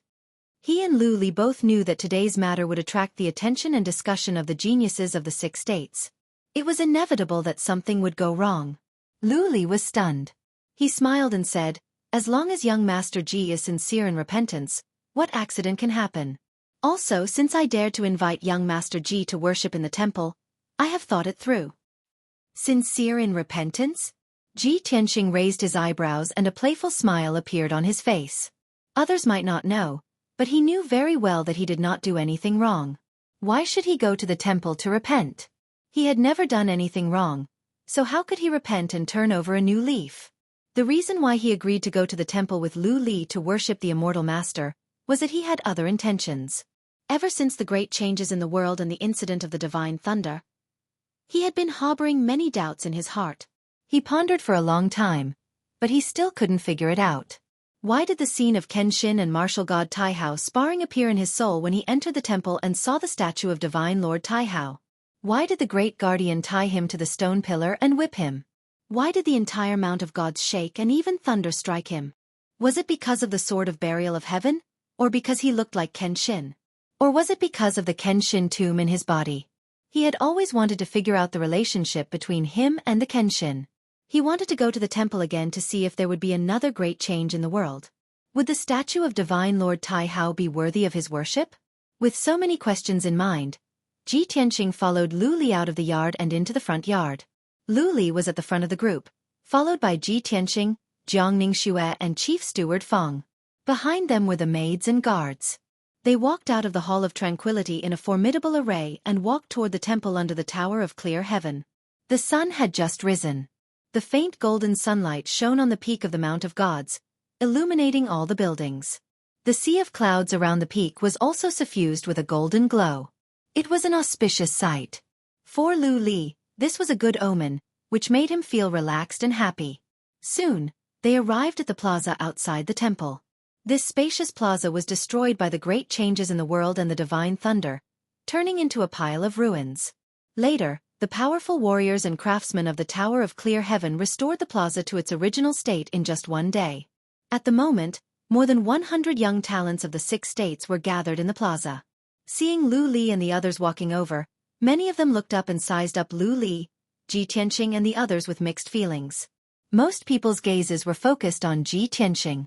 They wanted to see what this guy looked like after all the troubles he had caused. The geniuses of the Outcloud Empire also stared at Ji Tianqing with disdain and anger. They whispered to each other. Lu Li ignored the onlookers. He led the group through the plaza and was about to enter the temple. The chief guardian and the 6 messengers had been waiting in the temple for a long time. As soon as he arrived, the ceremony could be held and the worship could begin. However, when the team was about to cross the plaza, more than a dozen young geniuses stood in front of the team, blocking their way. These young geniuses were all from the Outcloud Empire. Their leaders were Lan Yiqing and Guanglong. Lu Li stopped at once. He frowned and asked in a deep voice, "What are you doing?" As the representative of the Outcloud Empire, Lan Yiqing stepped forward, cupped his fists to Lu Li and explained, "Prince Lu, we do not mean to offend you and we will not stop you from worshipping the immortal Lord. However, there is a shameless traitor in the Outcloud Empire who has disgraced our nation. As citizens of the Outcloud Empire, we cannot sit by and do nothing. We must stop this traitor and make him give a reasonable explanation." Lan Yiqing's cold words spread throughout the square. The scene instantly quieted down, and the atmosphere became somewhat heavy and tense. The young talents from the other states quickly retreated to the sides of the plaza, waiting to see a good show. They all knew that the traitor Lan Yiqing mentioned was Ji Tianqing. The geniuses of the Outcloud Empire were going to make things difficult for Ji Tianqing. Everyone was looking at Ji Tianqing with interest, waiting to see how he would explain and how he could resolve the situation. Lu Li was trying his best to win over Ji Tianqing to sow discord between Ji Tianqing and the Outcloud Empire. The news that the geniuses of other states learned was released by Lu Li on purpose. Now, Lan Yiqing and the others showed up to stop Lu Li, which was within Lu Li's expectation. Lu Li thought to himself, "The plan is going well. Everything is going according to my plan. Now that the Outcloud Empire is making things difficult in public, it is a good chance for me to win over Ji Tianqing." On this thought, Lu Li looked at Lan Yiqing coldly and sneered. "Ha ha! Lady Lan, you can eat whatever you want but you can't say whatever you want. People around me are my friends and citizens of the Thousand Snow Empire. How can I be a traitor?" Lan Yiqing didn't argue with him. She stared at Ji Tianqing coldly and shouted with contempt, "Ji Tianqing, you have the guts to betray the Outcloud Empire but you don't have the guts to admit it.